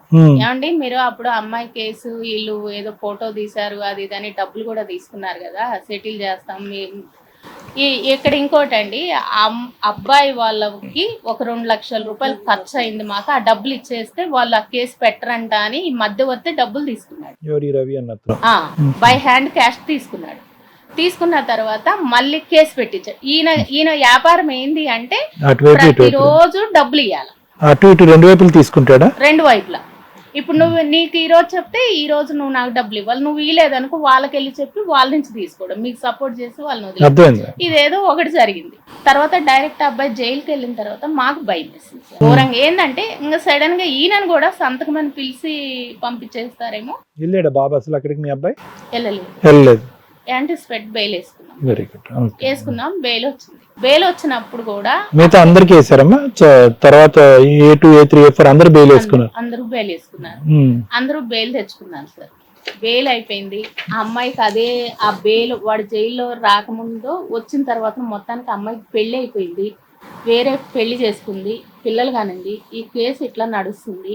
ఊర్లో నుంచి మాకు పెద్ద మనుషుల నుంచి ఈ మధ్యవర్తులతో థ్రెట్ ఏంటంటే ఈ కేసు రేప్ కేసు కింద పెడతాము, ఆ కేసు కింద ఏం కావాలంటే రండి అంటున్నారు. సెటిల్మెంట్ అంటే ఏంటి వాళ్ళ ఉద్దేశంలో? అమ్మాయి బాబాయి ఏదో డబ్బు ఖర్చు అయిందంట, వాళ్ళకి ఆ డబ్బు ఇస్తే కనుక సెటిల్ చేసుకుంటారు. మరి అమ్మాయి కూడా ఇప్పుడు పెళ్లి అయిన తర్వాత కూడా పోలీస్ స్టేషన్ కి వస్తుందమ్మా? అది కేసు కోర్టుకు వెళ్తుందా? అమ్మా ఆ అబ్బాయిని పెళ్లి చేసుకున్నారా? వేరే ఆ ముందు అబ్బాయి చెడిపోయినందుకు ఖర్చులు ఇమ్మంటున్నారు. ఎంత అడుగుతున్నారు? అది 5 లక్షల దాకా అడుగుతున్నారు.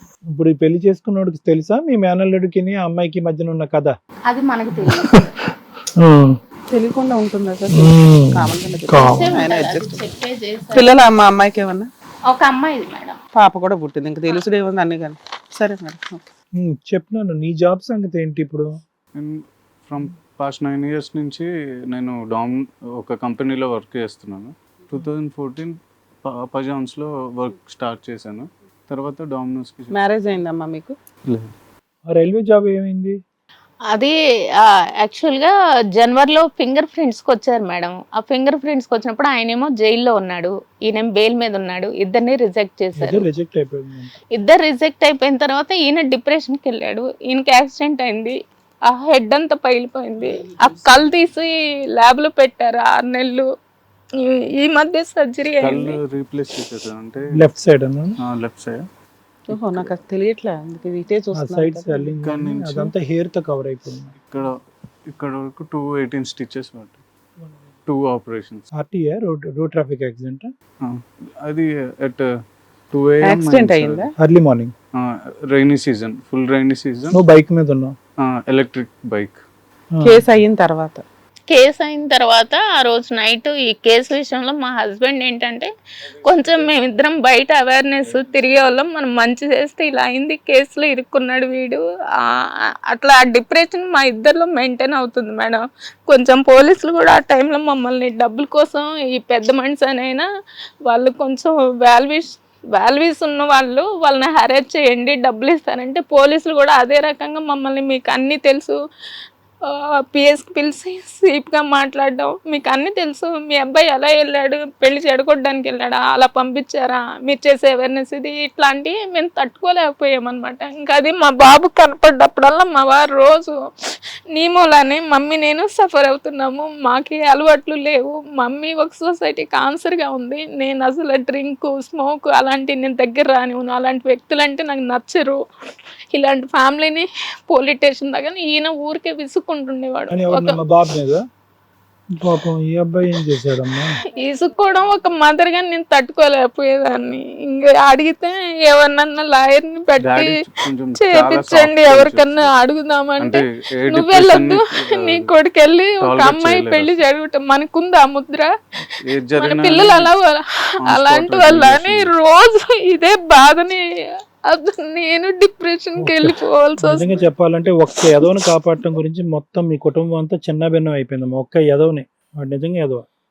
మీ అబ్బాయి మీద అంత సీరియస్ కేసు ఏమీ కాదు, outraging of modesty of A women case అమ్మా. అది కొంచెం చిన్న కేసు, అదే చిన్న కేసు పెద్ద కేసు, రేప్ కేసు కాదు. మీరు దాన్ని పెద్ద ఈ కేసు నుంచి ఆ అబ్బాయి గురించి అదంతా మాకు తెలియదు, కానీ ఈ అబ్బాయిని మళ్ళీ అబ్బాయి డిప్రెషన్ కి వెళ్తే నేను మళ్ళీ మీ దగ్గరికి తీసుకొచ్చాను సార్. ఒకసారి నాకు గుర్తులేదు, నిజంగా గుర్తులేదు. 2 years అయింది. నేను అక్కడ ఎన్టీఆర్ ట్రస్ట్ భవన్ దగ్గర ఉన్న హాస్పిటల్ కి తీసుకొచ్చాను. మెడిసిటీకి వచ్చాను సార్. నేను వచ్చి బాబుని ఆ రోజు తీసుకొస్తే మీరు మాట్లాడారు, ట్రీట్మెంట్ అక్కర్లేదమ్మా, సెట్ అయిపోతారు, ఏముంది. బాబు బానే ఉన్నాడు, హెడ్ ఇట్లా అయినా కూడా తేరుకున్నాడు, కానీ చాలా ఖర్చు ఎక్స్పెన్స్ అయింది, అంత ఏదో జరిగింది. ఎందుకు వచ్చారు మేడం? మీకు అడ్వకేట్స్ ఉన్నారు, కేసు నడుస్తుంది, ఏం చెప్దామని ఈ స్టేజ్ మీద? నాకు ఈ స్టేజ్ మీదకి ఎందుకు వచ్చానంటే మేడం, మా హస్బెండ్ ఏ లాయర్ కాడికి వెళ్ళినా ఇది నీ కొడుకని నన్ను ఎక్కడికి వెళ్ళనివ్వట్లేదు, ఏ లాయర్ని సంప్రదించనివ్వట్లేదు. ఈయనేమో ఎంబీఏ మళ్ళీ తీసుకొచ్చి బాబు కోసం నేను ఎంబీఏలో జాయిన్ చేశాను, ఎంబీఏ కంప్లీట్ అయింది. ఇప్పుడు 3 యూనివర్సిటీలకి out of country, New Zealand, Australia, America select అయ్యాడు. ఈ కేసు ఉందని చెప్పి వాళ్ళు కూడా తీసుకోవట్లేదు, కేసు కొట్టేసుకోమంటున్నారు. అది మొన్నే ఛార్జ్షీట్ వేశారు. అక్కడ లాయర్ని అడిగితే అమ్మాయిల కేసులు ఇలాగే ఉంటాయి, వాదియడానికి వస్తుందో రాదో ఆ లాయర్కి నాకు తెలియదు, ఎక్స్ప్లెయిన్ చేయనియట్లేదు. మా వారినేమో అడ్వకేట్ని ఎవరన్నా అడుగుదాం, నిరంజన్ రెడ్డి సారు, శ్రీకాంత్ రెడ్డి సార్, అందరు నాకు తెలుసు అంటే ఏమని చెప్తావు వెళ్ళి అని చెప్తుండు. నాకేం లేదు మేడం, మా బాబు ఒక్క కేసు మీరు వాదించి ఈ షో తరపున న్యాయం చేయండి మేడం, మీకు కాళ్ళు పట్టుకుంటా.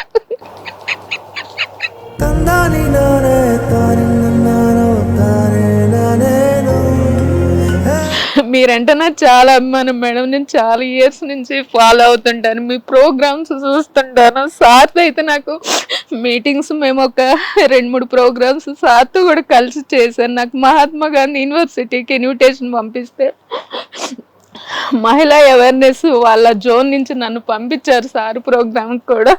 ఈ కేసుతో నేను చాలా సార్లు సఫర్ అయ్యి ఒకసారి సూసైడ్ కూడా అటెంప్ట్ చేశాను నేను.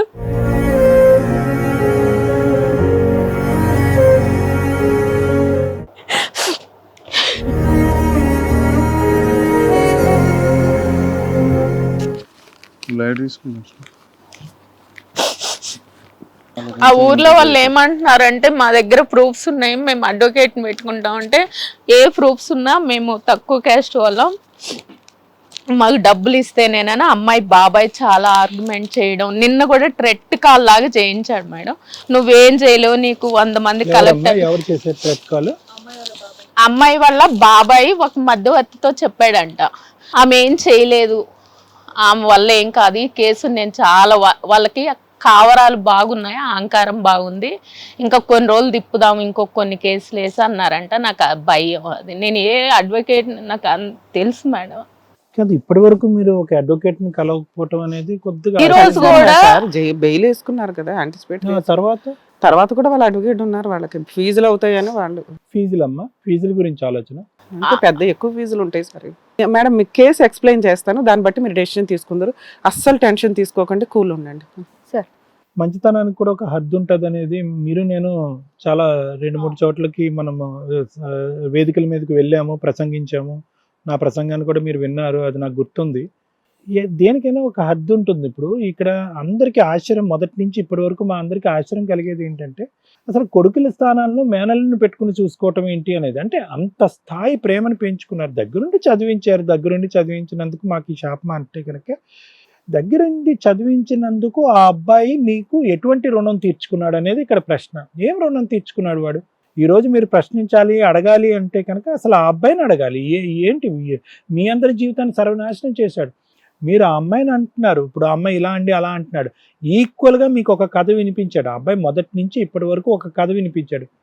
ఆ కథను మీరు అందరూ గుడ్డిగా నమ్మారు అంతే. ఆ అమ్మాయి సైడ్ ఆఫ్ ద స్టోరీ అనేటటువంటిది ఇప్పటికి కూడా పూర్తి స్థాయిలో ఎవరూ వినలేదు. ఓకే, ఇప్పుడు అయిపోయింది, ఇదంతా అయిపోయిన తర్వాత ఇప్పుడు ఏంటండి డాక్టర్ గారు అంటే, ఇక్కడ మీ మంచితనం ఎప్పుడైతే మీ హస్బెండ్ ముందు నుంచే వార్నింగ్ ఇచ్చాడు, అమ్మ నువ్వు దూరంగా ఉండు, ఇది మనకి చేతులు కాలేటటువంటి వ్యవహారము, ఇవన్నీ ఎందుకు మాట్లాడాడంటే 2 కారణాలు. ఒకటి, మన ఇంట్లో మనం మన పరిస్థితులు చక్కదిద్దుకుందాం, మన పిల్లల్ని కాపాడుకుందాం, మన భవిష్యత్తు మనం చూసుకుందాం. మీరు సామాజికవేత్త, మీరేమనుకున్నారంటే అరే నా కొడుకులు ఎంతో ఆ అబ్బాయి కూడా అంతే అనుకున్నారు. కానీ అక్కడ జరిగినటువంటిది ఏంటంటే ముందస్తునే మీరు వాళ్ళ కుటుంబంలో శత్రువు అయిపోయారు. మీ భర్త అవ్వలేదు కానీ మీరు శత్రువు అయిపోయారు. అరే ఇదేంటి ఈవిడ మా అబ్బాయిని అతి కష్టం మీద అమెరికానో ఆఫ్రికానో అక్కడికి ఇక్కడ పంపించుకోకుండా మన కళ్ళెదురుగుంటా పెట్టుకుని వాడి చేతి ఏదో కిరాణా షాప్ పెట్టుకుని ఇచ్చేద్దాం అనుకుంటే ఈవిడ అక్కడికి ఇక్కడికి పంపించాలి అని చెప్పి, అంటే ఇప్పటికీ కూడా మీ మీద వీళ్ళందరికీ ఒక నెగిటివిటీ క్రియేట్ అయింది. ఏది ఆ అమ్మాయి తరపున వాళ్ళకే నేను అనట్లేదు, మీ మేనల్లుడు తరపున వాళ్ళకు కూడా ఒక నెగిటివిటీ క్రియేట్ అయిపోవటం వల్ల ఈరోజు మీరు చేసినటువంటి సహాయానికి ఈరోజు మీరే మీ చేతులు కాల్చుకుని ఒంటరిగా పోరాడే పరిస్థితి వస్తుంది. ఎవరున్నారు? ఎవరు రావట్లేదు ముందుకి. ఎవరు రాకపోగా అమ్మాయి కేసులో వెళ్తే వాళ్ళ తల్లిదండ్రులకి ఆ అబ్బాయికి అందరికి బెయిల్ ఖర్చులు మేమే పెట్టుకున్నాం. తర్వాత మళ్ళీ మా ఆడపడుచు అనే మాటలు ఏంటంటే, నువ్వు వచ్చి నీ కాలు మంచిది లేదు, నువ్వు వచ్చి మా కుటుంబంలో నువ్వు కాలు పెట్టావు కాబట్టి మాకు ఇవన్నీ జరిగినాయి అని తిట్టారు నన్ను. అది తిట్టడమే కాకుండా వాళ్ళ భర్త అంటాడు, నీ కొడుకు ఆ ఊరు వెళ్ళకపోతే వాళ్ళు కేసు పెట్టరు, మేము వాళ్ళు కాంప్రమైజ్ అవుతున్నాము, నీ కొడుకు ఆ ఊరు వెళ్ళాడు కాబట్టి కేసు పెట్టారు, ఇవన్నీ భరించడమే కాదు మాకు నష్టపరిహారం కూడా కట్టవు 10 లక్షలు అన్న. వీళ్ళకి కట్టాలండి నష్టపరిహారం? అతి మంచితనానికి కూడా విలువ లేదమ్మా ఈ రోజుల్లో. అసలు ఇంకా 5 తిట్లు కూడా మామూలే కాదు మేడం, నాకు రావు. అమ్మా ఒక్క 2 నిమిషాలు వినండి అమ్మా. మేడం చెప్పినట్టుగా, రమ్య మేడం చెప్పినట్టుగా పెద్ద కేసు కాదు. నిజంగా పోరాట పట్టుమ ఉండి మీరు నిలదొక్కోగలిగితే కనుక ఇందులోంచి మీరు చాలా సానుకూలంగా ఈజీగా బయటపడచ్చు. అంతవరకు అయితే మేడం నమ్ముకుంది. కానీ ఇక్కడ మీకు ప్రధానంగా కావాల్సింది ఈ పోరాటంలో ఏంటంటే, మీరు ఏకాకులుగా ఉన్నారు, ఒంటరి పోరాటం చేయాలి, మనోధైర్యం అనేది చాలా ఇంపార్టెంట్. ఇక్కడ కలిగినటువంటి ఆశ్చర్యం ఏంటంటే, చచ్చిపోవలసినటువంటి మీ అబ్బాయి ఈ రోజు బ్రతికి ఇక్కడ కూర్చున్నాడు. ఆ అబ్బాయి అంటే ఆ ముందు రోజు ఒక విషయం జరిగింది మేడం. నైట్ అన్నం తినేటప్పుడు మా హస్బెండ్ నేను అడిగాను ఈ కేసు విషయం గురించి. వాళ్ళ అక్కయ్య ఇదే మాట తిట్టింది మేడం. అడిగితే ఈయనకి ఆ ముందు రోజు అన్నం తినేటప్పుడు అన్నం ఎందుకు తింటున్నావురా కొద్దిగా అరిసాడు అనమాట, కోప్పడ్డాడు. ఎందుకంటే అసలు ఆయన సిస్టంలో మనం బ్రతకలేము వాస్తవానికి. అంత మంచి సిస్టమ్, చాలా డిసిప్లిన్, అంత క్రమశిక్షణ. అంటే ఆయన రూమ్ ఎప్పుడు ఆయన నీట్ గా పెట్టుకుంటాడు, ఆయన బట్టలు ఎప్పుడు ఒక కర్చీఫ్ ఒకరికి గిఫ్ట్ ఇస్తే ఆయన ఆ కర్చీఫ్ని వాళ్ళ వాల్యూ కోసం అంత పవిత్రంగా ఉంచుకుంటాడు. మా సిస్టర్ ఒక వాచ్ పంపించింది డాక్టర్, అది వేసుకోడు, అది తుడిసి అక్కడ పెట్టుకుంటాడు. తుడుస్తాడు. ఇంకా ఇందులో పెద్ద విషయం ఏంటంటే, వీళ్ళిద్దరు నాకు ముందు పెళ్ళి ఈ పిల్లలు ఆయన పిల్లలు మేడం. ఆయన పెళ్లి చేసుకుని 16 సంవత్సరాలు పిల్లలు కనలేదు, వీళ్ళనే పెంచుకుంటున్నాడు.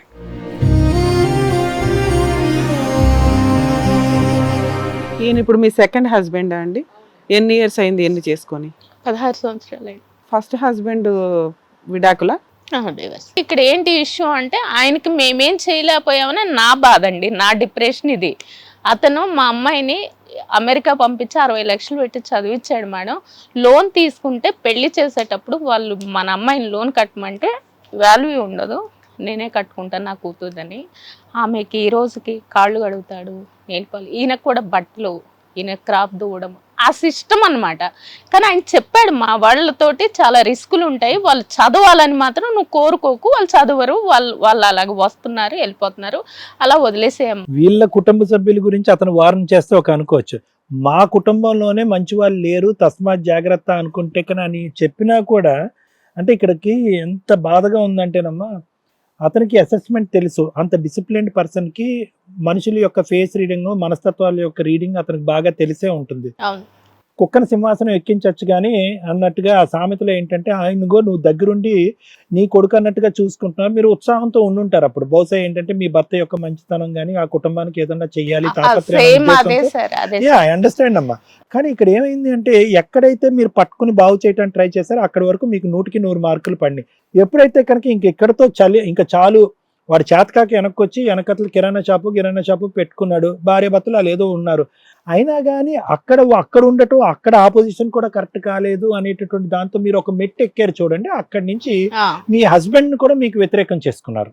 అందుకని నేనేం చెప్పలేను, అక్కడి వరకు మీకు ఫుల్ మార్క్స్ పడినాయి, అందులో డౌట్ లేదు. ఇదేంటి నా మేనల్లుడిని కూడా సొంత బిడ్డలా చూసుకుంటుందంటే కనుక వాళ్ళ యొక్క మనస్తత్వం తెలిసి, వాళ్ళ మనస్తత్వంతో ఇప్పుడు బయటపడింది కదా. ఇప్పుడు ఆ అమ్మాయి సైడ్ ఉన్న వాళ్ళే మీ శత్రువులు కాదు, మీ మేనల్లుడి సైడ్ ఉన్నటువంటి వాళ్ళు కూడా, మీ హస్బెండ్ మేనల్లుడి వాళ్ళు కూడా శత్రువులే. నువ్వు ఇప్పుడు నా కంపెన్సేషన్ ఇయ్యి, వీళ్ళ జీవితాన్ని చెడగొట్టావు, నీ కొడుకు వాళ్ళతో పాటు ఎందుకు వెళ్ళాడు, అక్కడికి వెళ్ళటం ఎందుకు, మీదే తప్పు అని చెప్పి మేము మీ దగ్గర వసూలు చేయడానికి వాళ్ళు ప్రయత్నం చేస్తాం.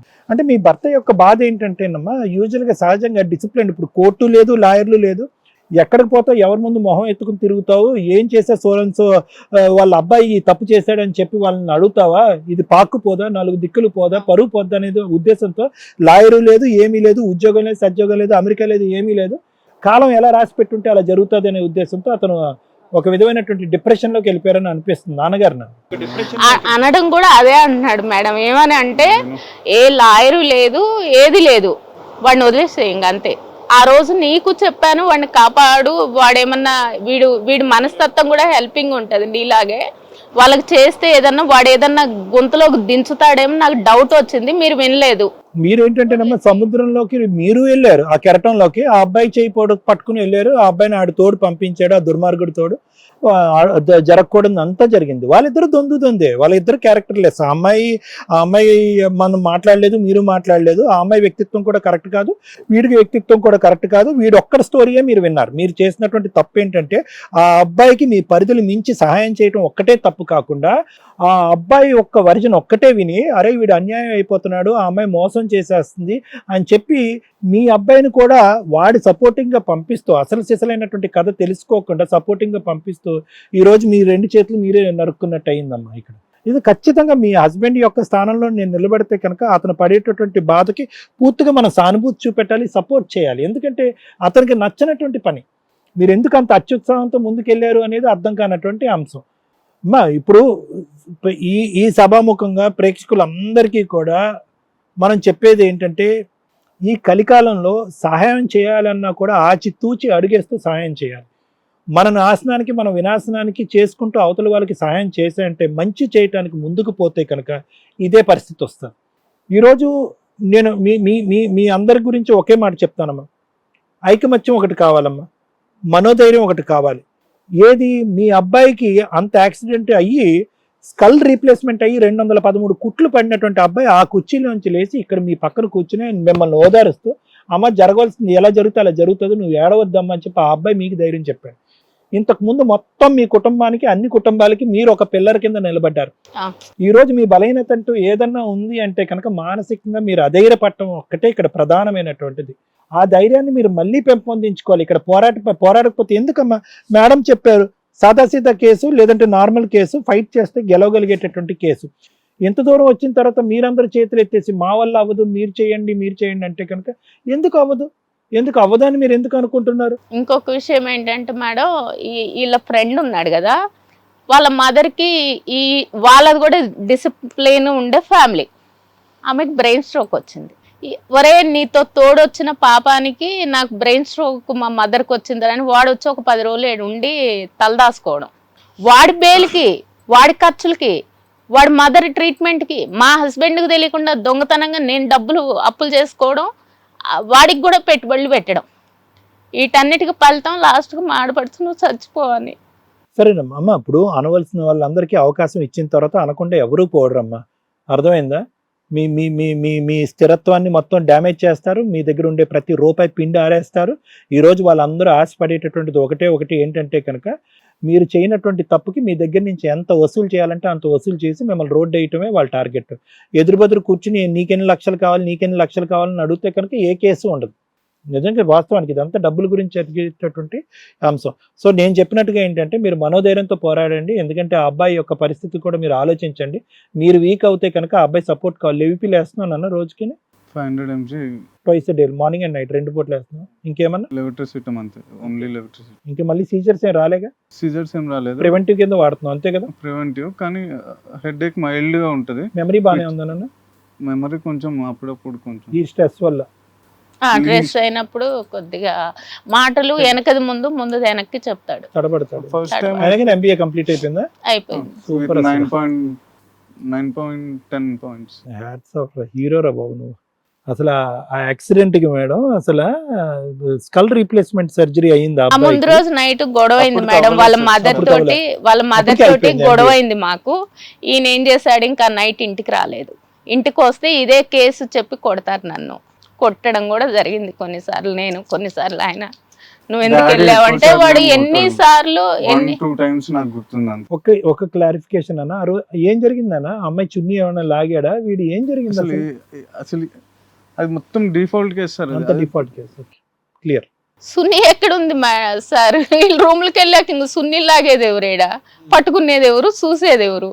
వీళ్ళు పోయింది ఆ అబ్బాయి విలేజ్కి వెళ్ళి, వాడు నా ఫ్రెండ్, నేను దుబాయ్ వెళ్ళి జాబ్ చేసుకుంటా, ఒక కట్టు కథ వాడు చెప్తే ఆ కట్టు కథకు పోయినరు, వీళ్ళకి తెలీదు.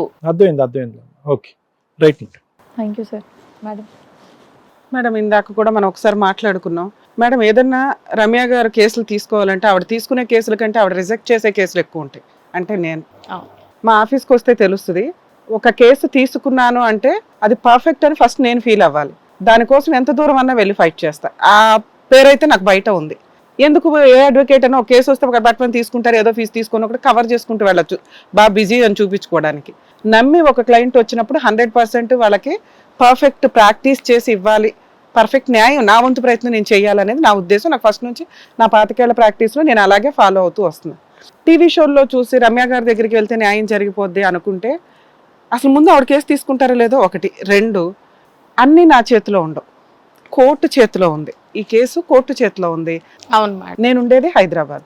అక్కడ దాకా వచ్చి నేను చేయగలనా లేదా, నెక్స్ట్ ఈ కేసులో ఎంత పనిష్మెంట్ పడుతుంది, అసలు పడుతుందా పడదా, ఇవి తెలుసుకోవాలి.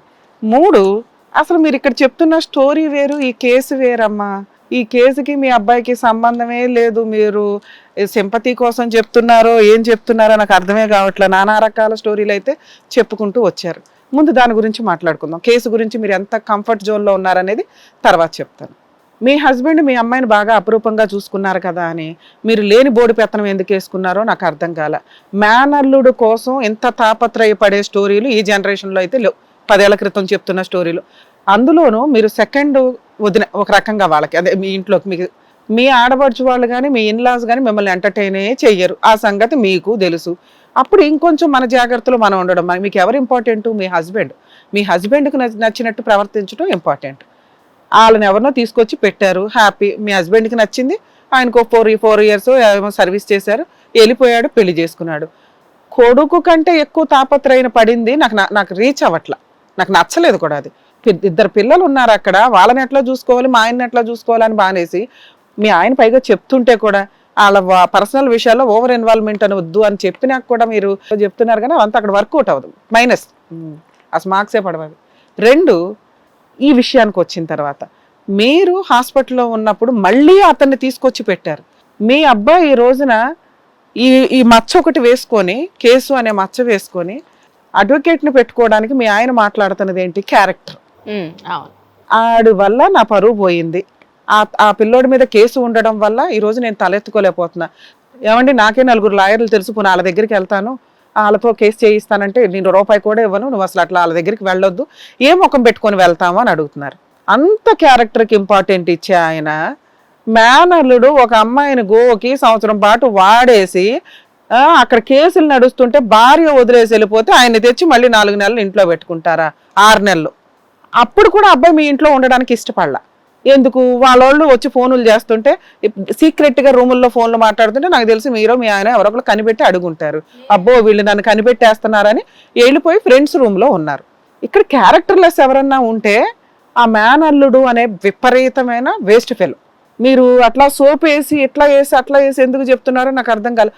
రేప్ కేసు ఆ అబ్బాయి మీద 100% పడుతుంది, పడాలి, పడింది. 376 ఎవరి మీద పడింది, ఆ అబ్బాయి మీద పడింది.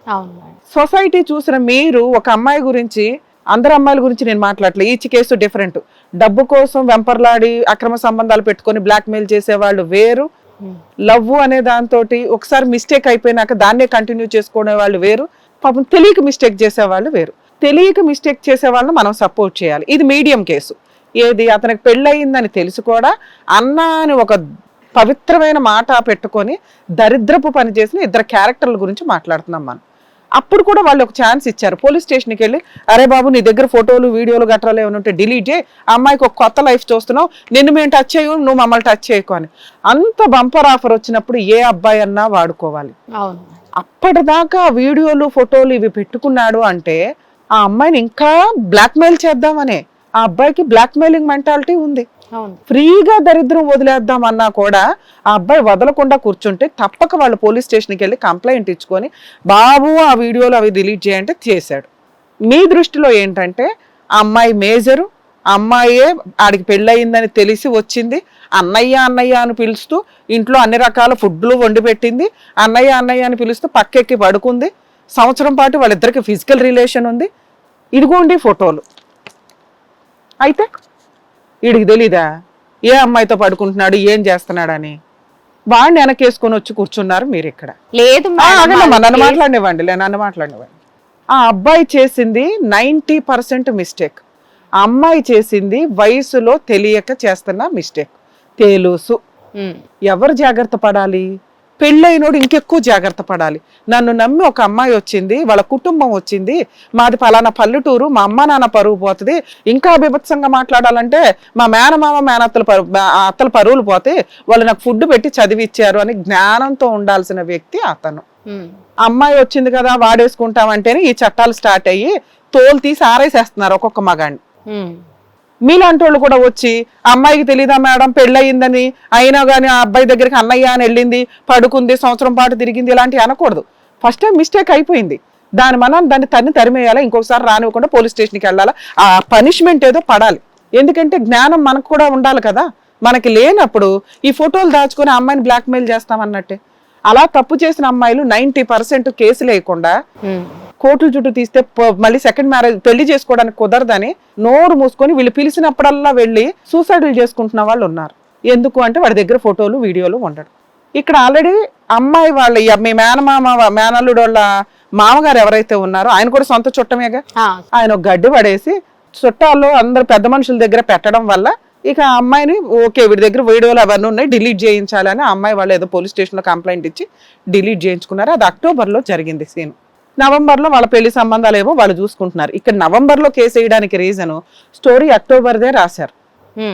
అర్థమవుతుందా? అక్టోబర్లో వాళ్ళిద్దరూ ఒక రూమ్కి వెళ్ళడం, ఆ అమ్మాయి చున్నీ తీయడం, ఆ అమ్మాయి అవుట్రేజింగ్ మోడెస్టీ ఆఫ్ ఉమెన్ అనే ఇన్సిడెంట్లు అవన్నీ జరగడం, ఫిజికల్గా కమిట్ అవ్వడం, అదంతా స్టోరీ అబ్బాయికి సంబంధించి. ఇందులో వాళ్ళ అమ్మా నాన్నకి తెలుసు, వాళ్ళ ఇన్వాల్వ్మెంట్ చేశారు. ఇతని ఫ్రెండ్ ఆ అమ్మాయికి ఒక మ్యారేజ్ వస్తే ఈయన వదిలేసన్నా తప్పించుకుని వెళ్దామని పెళ్లి చేసుకుందాం అనుకుంటే వీళ్ళిద్దరు ఆ ఊరు వెళ్ళి ఆ సంబంధం చెడగొట్టారు అనే ఫాల్స్ ఎలిగేషన్. వీళ్ళిద్దరు ఆ ఊరు వెళ్ళింది ఎందుకు అనేది మీరు ఒక స్టోరీ చెప్తున్నారు. వెళ్ళి అబ్బాయి ఫోన్ నెంబర్ తెస్తే ఈ అమ్మాయి ఇది ఎవరు నమ్మడం, ఓకే నమ్మినా నమ్మకపోయినా అది చాలా చిన్న టాపిక్. వాళ్ళిద్దరూ ఊరెళ్ళి పెళ్లి సంబంధం చెడగొట్టడానికి కోఆపరేట్ చేశారు, ఇతను వీళ్ళ ఫ్రెండ్ అనేది. అర్థమవుతుందా? ఇందులో ఇతన్ని A2గా వచ్చేయడం వల్ల, ఎందుకు A2గా వచ్చి ఉంటారో తెలుసా? పోలీస్ స్టేషన్లో జరిగిన ఓవర్ యాక్షన్స్, మీ బ్యాక్గ్రౌండ్. ఆ టైంలో సెటిల్మెంట్ అయితే సెటిల్మెంట్కి వెళ్ళిపోవాలా.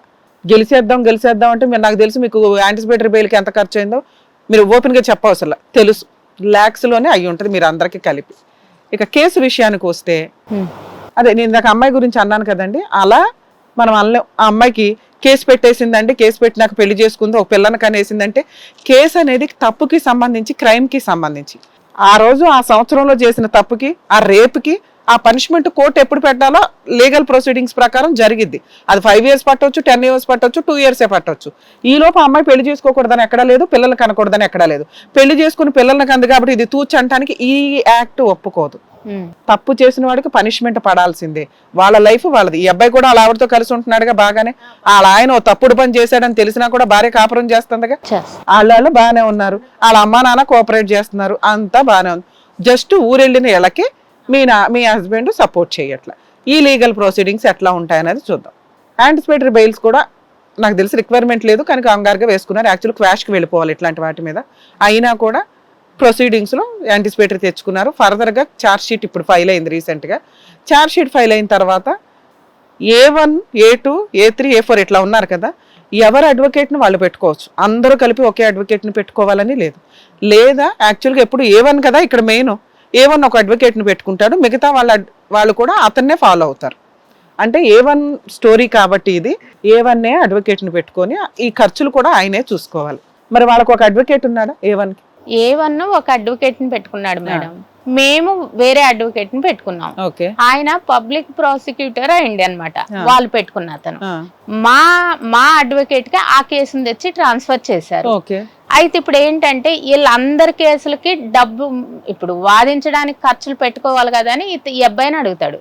కేసు ఏమన్నా కానీ నా కాడైతే డబ్బులు లేవని ఈ అబ్బాయి అంటాడు. అప్పుడు మీరేం మాట్లాడాలి మీ అడ్వకేట్తో? సార్, మా A2, A5 ఎవరైతే వాళ్ళ ఫ్రెండ్ ఉన్నాడో వీళ్ళిద్దరికి సంబంధించే నా ఫీజులు, వాళ్ళ కేసు మీరు కంటిన్యూ చేస్తారా చెయ్యరా మీ ఇష్టం, ఫీజు వాళ్ళ దగ్గర నుంచి తెచ్చుకోండి అని అనాలి. అవునా? చెప్పాను. చెప్తే వాళ్ళు చూసుకుంటారు. అడ్వకేట్ వాళ్ళది తీసుకుంటాడా లేదా, వాళ్ళ పర్సనల్ విషయం కానీ వాళ్ళు ఫీజు కట్టనంటున్నారండి నన్ను కట్టమంటున్నాడు అడ్వకేట్ అని ఎక్కడా ఉండదు. మీరు అందరి తరపున మీరు వెళ్తే మీరు ఫీజు పే చేయాలి, మీరు ఇద్దరు తరపునే వెళ్తే ఆ ఇద్దరికే మీరు ఫీజు చేసుకుంటారు. మిగతా ముగ్గురిది ఆయన తీసుకుంటాడా లేదా, వాళ్ళ దగ్గర వసూలు చేసుకుంటాడా అనేది ఆయన ఇష్టం. అర్థమవుతుందా? సో ఇప్పుడు వాళ్ళకి మీ ఇద్దరు వరకే కేసు మాట్లాడుకోండి, మీ ఇద్దరు వరకే డిలీట్ చేయించుకోండి, ఆ మిగతా ముగ్గురు కేసు ఆయన చేసుకుంటాడా చేసుకోడా. డౌట్ మేడం, ఇప్పుడు అది ఛార్జ్ షీట్ పడింది కదా, ఇప్పుడు స్క్వాష్ ఇక్కడ వేయొచ్చా? చెప్తాను నేను, ఇంకా లీగాలిటీ స్టార్ట్ చేయాలి. అడ్వకేట్ మీ ఇద్దరికే వాళ్ళిద్దరికే పెట్టుకొని మీరు ఫీజు కూడా పే చేసుకోవచ్చు.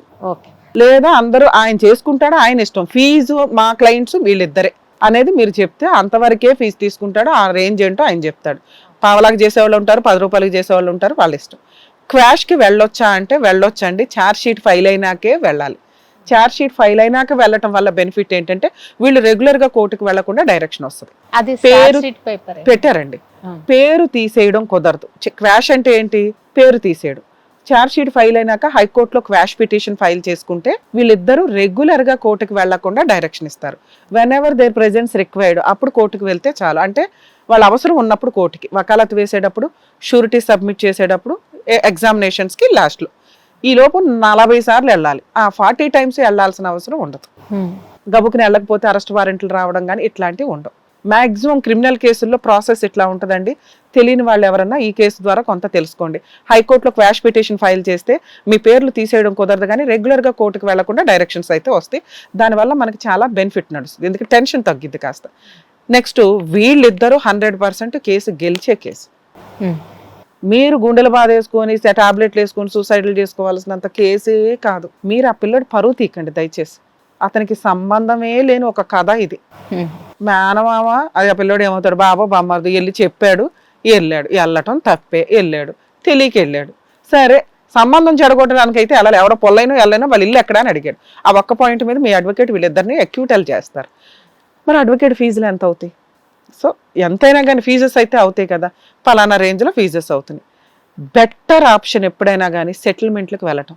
వాళ్ళు సెటిల్మెంట్కి రాకపోతే మనం టెన్షన్ పడాలి, కానీ సెటిల్మెంట్కి వస్తే ఎంత ఖర్చు పెట్టారు ఇప్పటికి, హాస్పిటల్కి పెడుతున్నారు, ట్రీట్మెంట్లకు పెడుతున్నారు, కౌన్సిలింగ్లకు పెడుతున్నారు, బెయిల్స్కి పెడుతున్నారు, టెన్షన్లు పడటానికి పెడుతున్నారు. సెటిల్మెంట్కి అమ్మాయి మొహాన పడేస్తే వీళ్ళిద్దరిని డిలీట్ చేయడానికి అవుతుందిగా. ఒకటి, లేదా ఫుల్ అండ్ ఫైనల్ సెటిల్మెంట్ మాట్లాడుకుంటే అప్పుడు కూడా కేసు విత్డ్రా చేయడం కుదరదు. హాస్టల్ విట్నెస్ అంటారు. ఆ అమ్మాయిని పిలిపించి పబ్లిక్ ప్రాసిక్యూటర్ ఇది హాస్టల్ విట్నెస్ అండి అంటే గబా 1 వీక్ మ్యాక్సిమం 1 month 2 monthsలో స్టేజెస్ అన్ని, ఇప్పుడు నేను 4-5 years నడుస్తుంది అన్నాను కదా, ఆ 4-5 years నడిచే 10 స్టేజెస్ని దగ్గరికి తీసుకొచ్చి 2 monthsలో 1 monthలో కంప్లీట్ చేసి డిస్మిస్ అంటారు. అర్థమవుతుందా? ఇటువంటి కేసులు అలా క్లోజ్ అవుతాయి. బయట సెటిల్మెంట్ చేసుకోవాలా, పబ్లిక్ ప్రాసిక్యూటర్ దగ్గరికి తీసుకెళ్లాలా, ఫుల్ అండ్ ఫైనల్ సెటిల్మెంట్ అయిందని చెప్తా హాస్టల్ విట్నెస్ కానీ జడ్జికి చెప్తారు. జడ్జి అన్ని క్రాస్ ఎగ్జామినేషన్లు చెప్తారు. క్రాస్ ఎగ్జామినేషన్స్ అయినప్పుడు ఆ అమ్మాయి ఏం చెప్తారు, నాకు గుర్తులేదండి, ఎక్కడో సంతకం పెట్టమంటే పెట్టానండి, ఇట్లా అంటారు. అంటే తన విట్నెస్ని తనే ప్రాపర్గా చెప్పుకోకపోవడం, తన సాక్ష్యం తను కరెక్ట్గా చెప్పుకోకుండా డ్రాప్ అవడాన్ని హాస్టల్ విట్నెస్ అంటారు. ఓకేనా? ఇంతవరకు ఇది. ఇందులో మీరు మాట్లాడుతుంది మా ఆడబడుచు వాళ్ళు మమ్మల్ని ఒక 10 లక్షల కాంపెన్సేషన్ అడిగారండి అని. ఇవి కోపాల్లో అనుకునే మాటలు. మీరు ఇచ్చేది లేదు, వాళ్ళు తీసేసేది. ఇక్కడ కూడా నేను జస్ట్ వర్డ్స్ ఇట్లా వాళ్ళు ఇన్సల్ట్ చేయడం. ఎందుకంటే నీ దగ్గర పెరిగాడు, నువ్వు ఎట్లా చేసావు అట్లా చేసావు, మిమ్మల్ని లేదు ఎలిగేషన్ తప్ప వాళ్ళని టచ్ చేయాల్సినంత అవసరము లేదు, అంత రిలేషను లేదు. మీరు మీ హద్దుల్లోనే ఉంటే రిలేషన్స్ విషయంలో ఇంత దరిద్రం అయితే వచ్చేది కాదు. నీ పిల్లలు ఆణిముత్యాల్లాగా పెరుగుతున్న ఒక పిల్ల అయితే ఆల్రెడీ పర్ఫెక్ట్ గా పెరుగుతుంది. పాపం చెయ్యని తప్పికి ఒక పిల్లాడు ఈ రోజున కోర్టులకి పోలీస్ స్టేషన్లకి వెళ్లాల్సిన ఒక స్టేజ్కి వచ్చిందంటే మీరు ప్రాపర్గా గైడ్ లైన్స్తో వెళ్ళకపోవడం. ఇక్కడ మీ ఆయన వచ్చి అడ్వకేట్లు పెట్టుకొని ఇవన్నీ అన్నారండి, ఇవన్నీ వద్దమ్మా, ఇవన్నీ రాంగ్ మాటలు. ఆల్రెడీ అడ్వకేట్ ఉన్నారు, ఉన్న అడ్వకేట్తో ప్రాపర్గా వెళ్ళండి. మీకు ఎప్పుడైనా కానీ ఈ కేసులో రిక్వైర్మెంట్ ఉంది మేడం, ఈ కేసు ఇలా నడుస్తుంది, ఇది గెలుస్తామా గెలమ్మా అంటే నాకు ఒక్క ఫోన్ కాల్ చేయండి, నేను అందుబాటులో ఉంటాను. 2, నా పర్సనల్ రిక్వెస్ట్, ఇన్ కేసు ఇది రమ్య గారే చేసినా కూడా ఫుల్ అండ్ ఫైనల్ సెటిల్మెంటే చేస్తారు తప్ప కేసు గెలిచేసి ఇది చేయాలని ఈ కేసులో ప్రజెంట్ అనుకోను. ఎందుకంటే ఆ పిల్లోడు వాల్యుబుల్ టైం 5 years. ఎవరో తప్పు చేశారు, ఆ తప్పు చేసినోడితో full and final settlement compensation కట్టించండి, మొత్తం కేసు క్లోజ్ చేయించండి. వాళ్ళు కట్టము అన్నారనుకోండి, మీరు వెళ్ళి మాట్లాడుకోవడం అనే దాని మీద డిపెండ్ అయ్యి ఉంటుంది. వాళ్ళు జుట్టు పట్టుకొచ్చి కూర్చోబెట్టి సెటిల్ చేయాలి కేసు. మీరు కేసు గెలిచేద్దాం అనే పాయింట్ మాట్లాడుతున్నారు. సెటిల్మెంట్ అవ్వలేదు అనుకోండి, గెలవండి, ఆడతా పాడతా వీళ్ళిద్దరే, ఆ అబ్బాయి వాళ్ళ ఫ్రెండ్ సెటిల్మెంట్ కి వచ్చారనుకోండి, ఒక మాక్సిమం వాళ్ళ కేసు ఆ అబ్బాయిది ఏదన్నా కానివ్వండి, కానీ వీళ్ళిద్దరిని చేయడానికి ఉంటుందా? ఉండదమ్మా, అట్లా ఉండదు. సో ఈ కేసు విషయంలో ఫుల్ అండ్ ఫైనల్ సెటిల్మెంట్ అందరికీ కలిపే ఉంటదండి, ఇద్దరికి విడిగా తీయడం ఉండదు. ఆ అమౌంట్ మీరు పెట్టుకుంటారా అందరూ కలిపి పెట్టుకుంటారా అనేది మీ ఇష్టం. అర్థమవుతుందా? సో అదండి, మీరు ఏ క్వశ్చన్స్ కోసం అయితే ఆన్సర్స్ కావాలని చెప్పేసి వచ్చారో దానికి సంబంధించిన ఆన్సర్స్ అయితే దొరకాయని అనుకుంటున్నాను.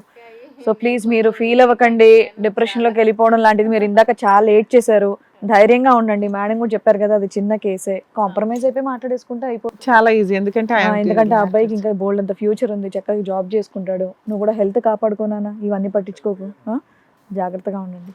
Thank you. జాగ్రత్త.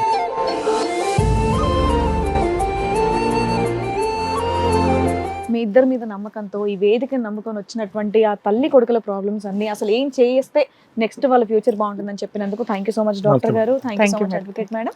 మరో కథతో మళ్ళీ కలుద్దాం.